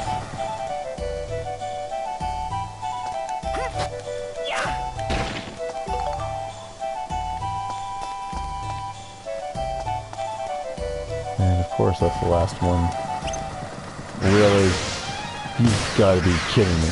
Oh, come on.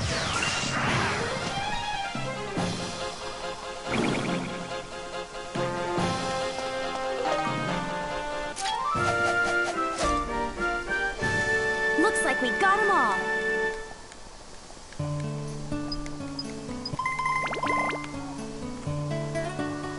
There we go.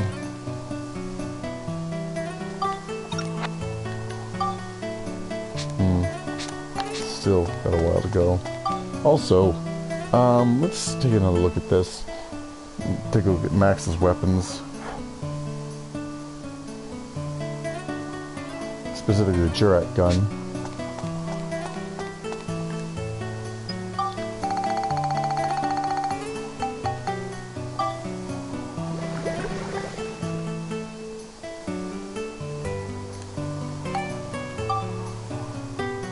Let's see here.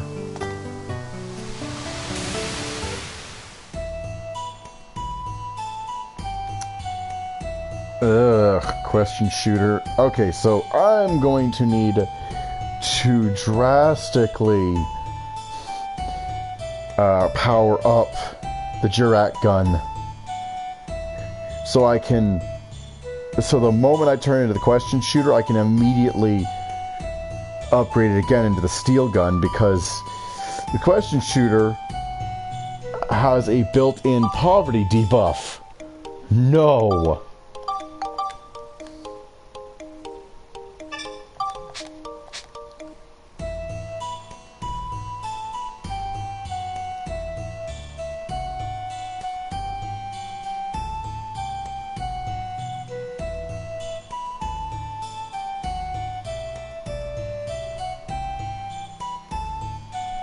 Anyway,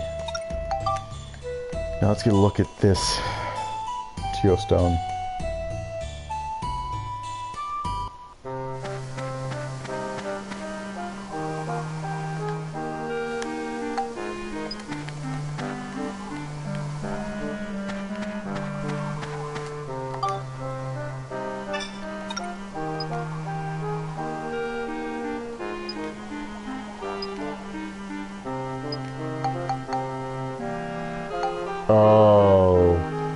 Oh, that sucks. Alright, let's see here. 3 sturdy houses placed. 30 culture points obtained.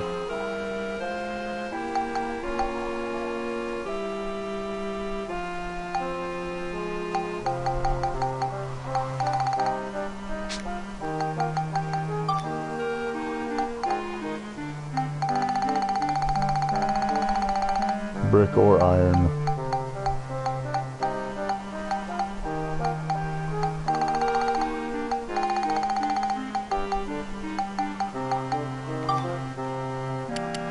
Damn.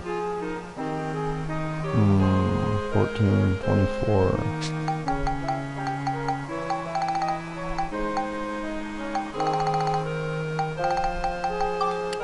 Nope. Okay, so how many do I need? I need 14, well, then there's also that, so, shit. 24, yeah, total of 24 plus... Screw it, I'm just gonna get 40 total. Be done with it.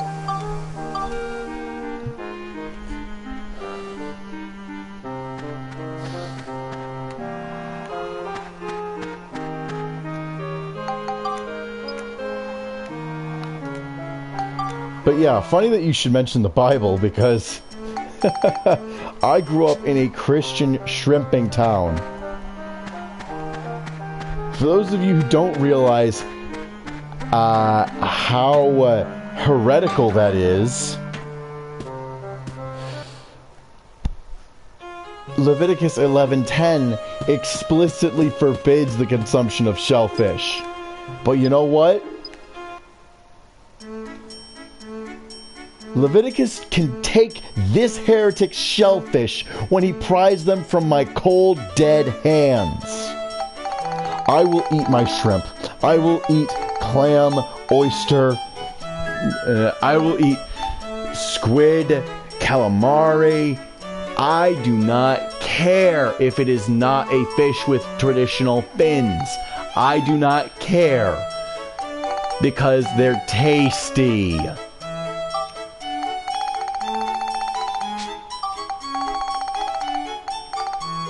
And if you're going to tell me I can't eat something just because it's not a certain type of fish, screw you. In much the same way, if you're going to tell me I can't eat pig simply because it doesn't chew cud despite being a two-toed animal, you're an ass. That does not make any sense whatsoever. It does not make any sense. That's literally the reason why consumption of pork, or even touching any part of a dead pig, is against the Bible, because it is a two-toed animal that doesn't chew cud. That's it. There's no further explanation given. So exactly. Although, don't get me wrong, some of the stuff in the New Testament is a little leery as well.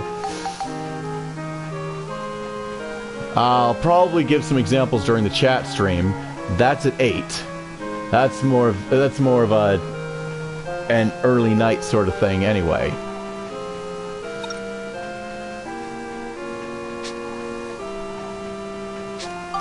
But yeah, let's just say that even in the New Testament, some of the stuff is very misogynistic. Not allowing any agency to women whatsoever. So. Okay, it says, okay, there we go.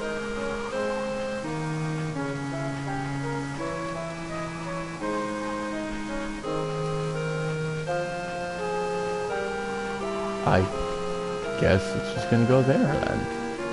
Wait.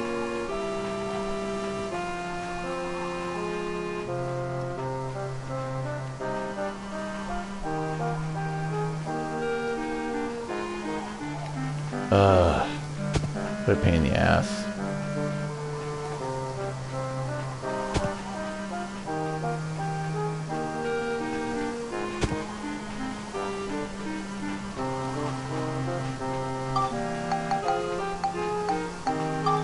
Points, 30. 3 blocks high.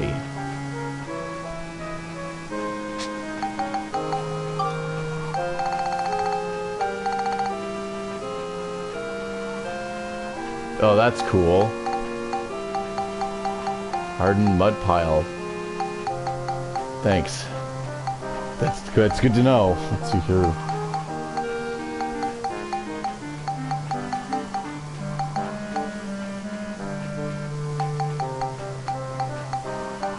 Block. Shit. Oh, damn it, I need more. Because of course I need more.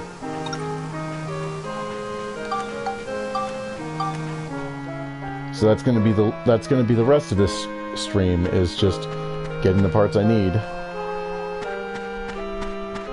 Speaking of need, at least I got the mayor in my party for gold boost.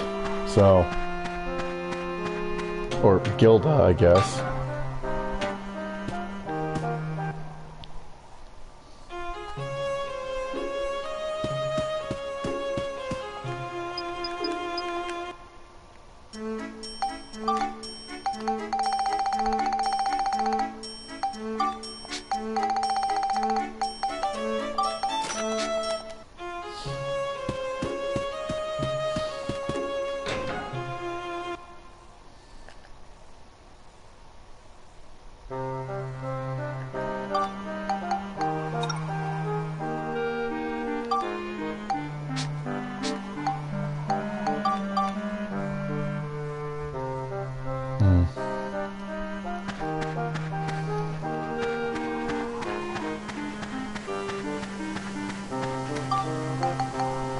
But yeah, might I possibly see you at the 8 o'clock stream?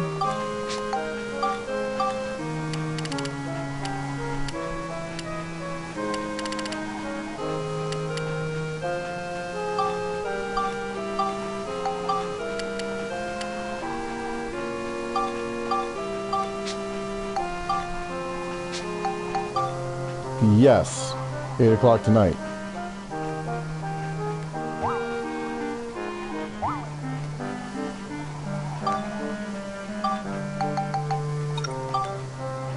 Ah, shit. That's not good.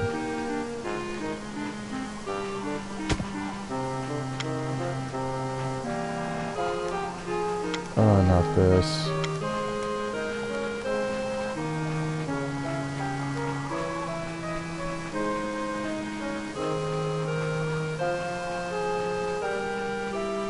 I wish it would just show me a grid. Seriously, this is such a pain in the ass.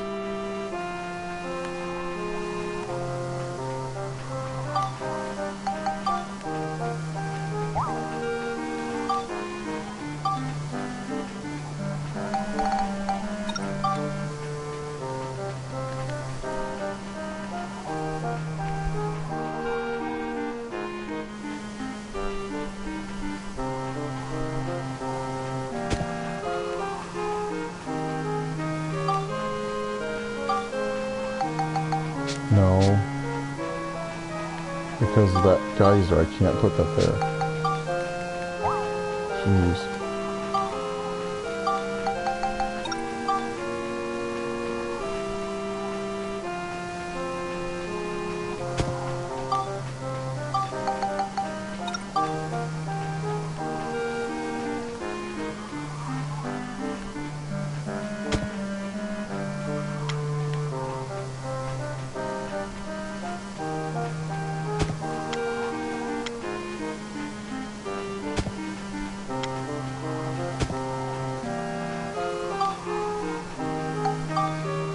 Take another.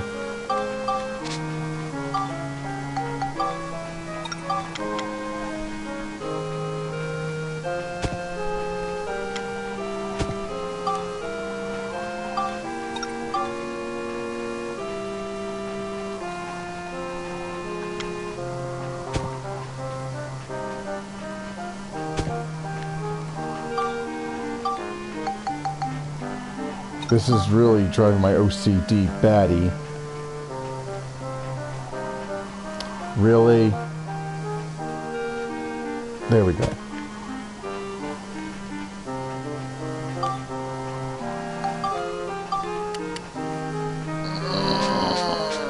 Not enough.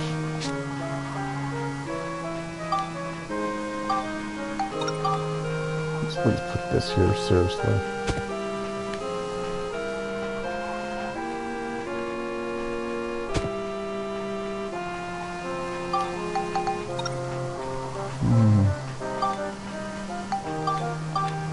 But yeah, I think that my go-to for the extra / chat streams for now is going to be Destiny 2, since that's also got its own little social space for any of my friends that want to join in on voice chat.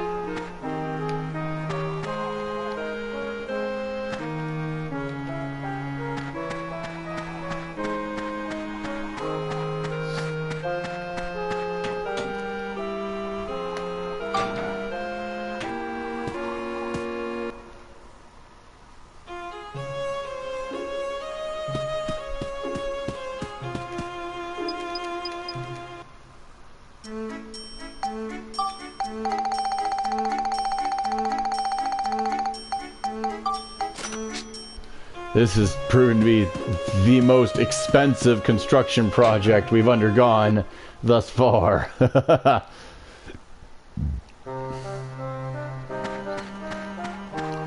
mean, which I know sounds obvious now that I say it out loud, but still.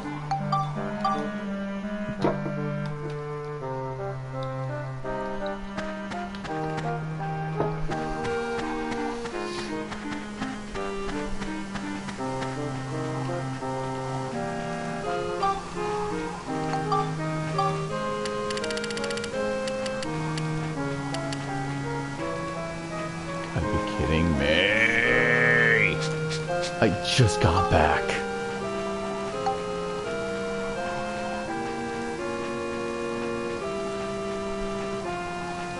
Just calm down. Just calm down, Will. Just calm down, Will. You'll get through this. You'll get through this. Ugh. So frustrating.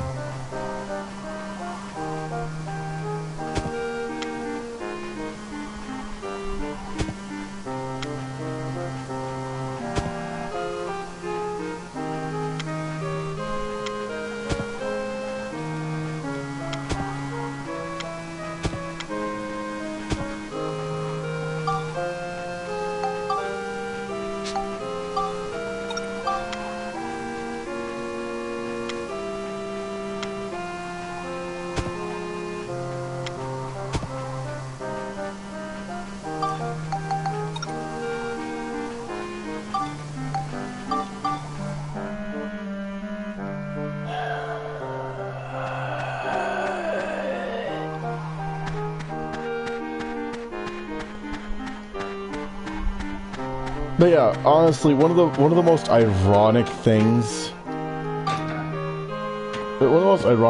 about people thinking that our laws, that man's laws should be based off of biblical law, don't realize what a horrible idea that actually is. Don't realize, number one, how much of this, like, here's the thing. If religious conservatives were to actually read the Bible, most of them wouldn't agree with half of what is in there. So the notion that they'd be okay with our legal system being based exclusively off of it is laughable, because it shows how little foresight these people actually have. And again, believe what you want to, but at the same time, just be informed. Just be informed. It's that simple. Know what you're actually asking for.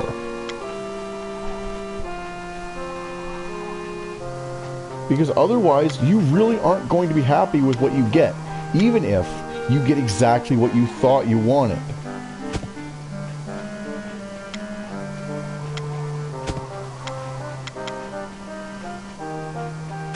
You know, like, be careful what you wish for, in other words.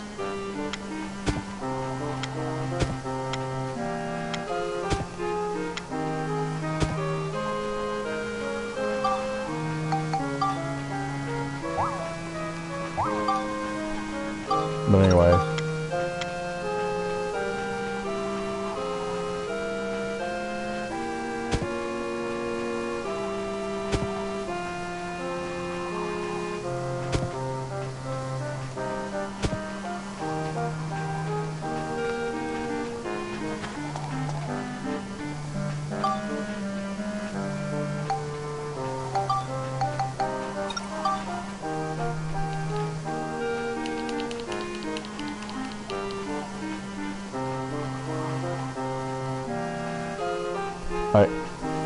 It won't let me? It won't let me. Why not? Oh my god.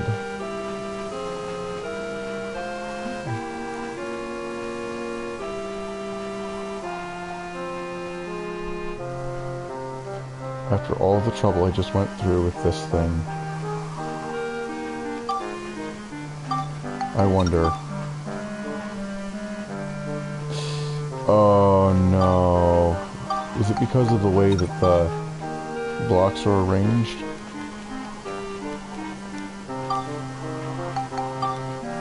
Please no, no.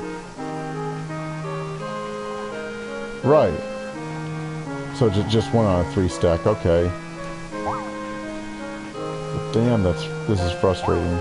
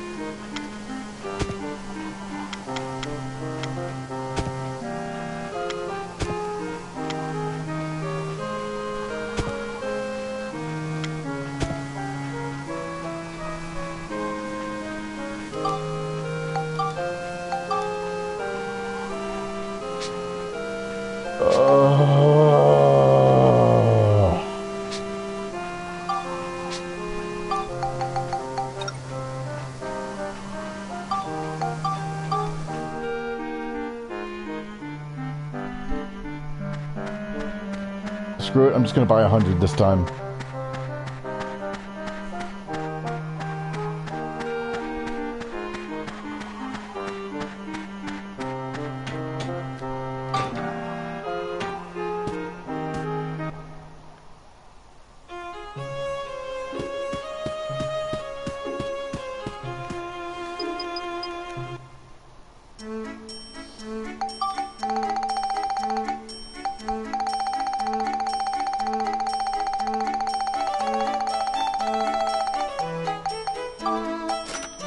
Ugh. So frustrating.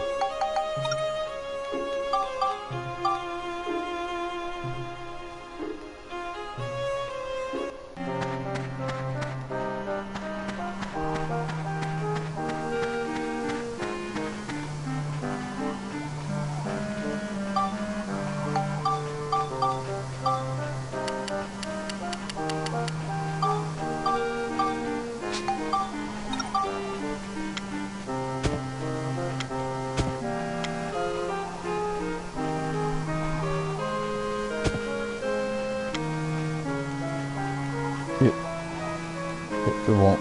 There we go.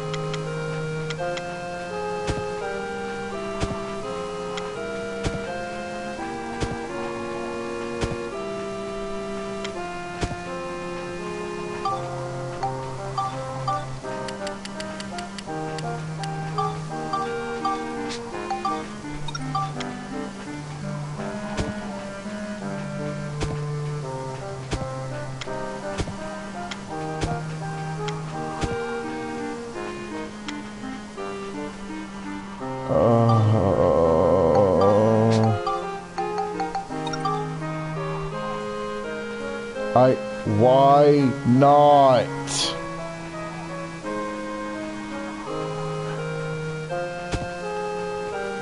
Finicky, dumb, freaking thing.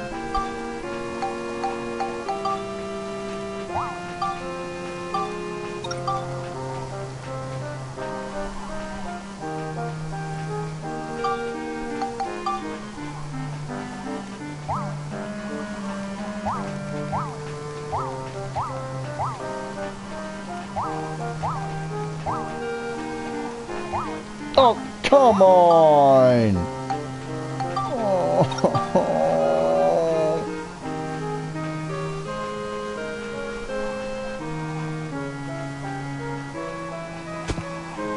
Oh.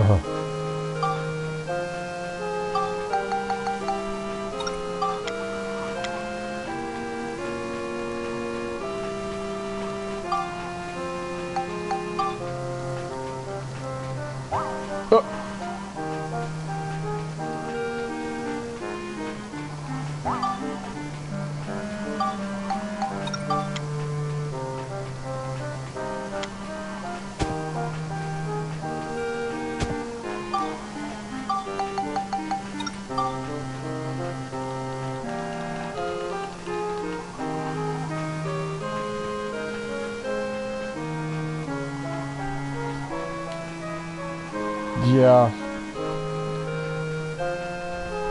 So, yeah, I think this is where I'm gonna cut the stream. But, let's see, is there anyone I can raid into? Because, yeah, this is gonna take a while. And it's frustrating, and y'all don't need me to break your eardrums with a frustrated shriek.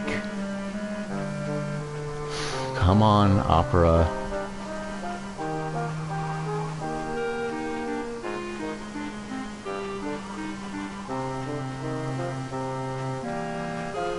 Oh, well, I hope you guys like FNAF, because Win-Win Robin is streaming it right now, so... Raid channel... yeah. So, I guess So I might see you guys at 8 for for an extra stream. So until then, this is the Wilhelm Starton, signing off. Raiding Win-Win Robin. Start raid.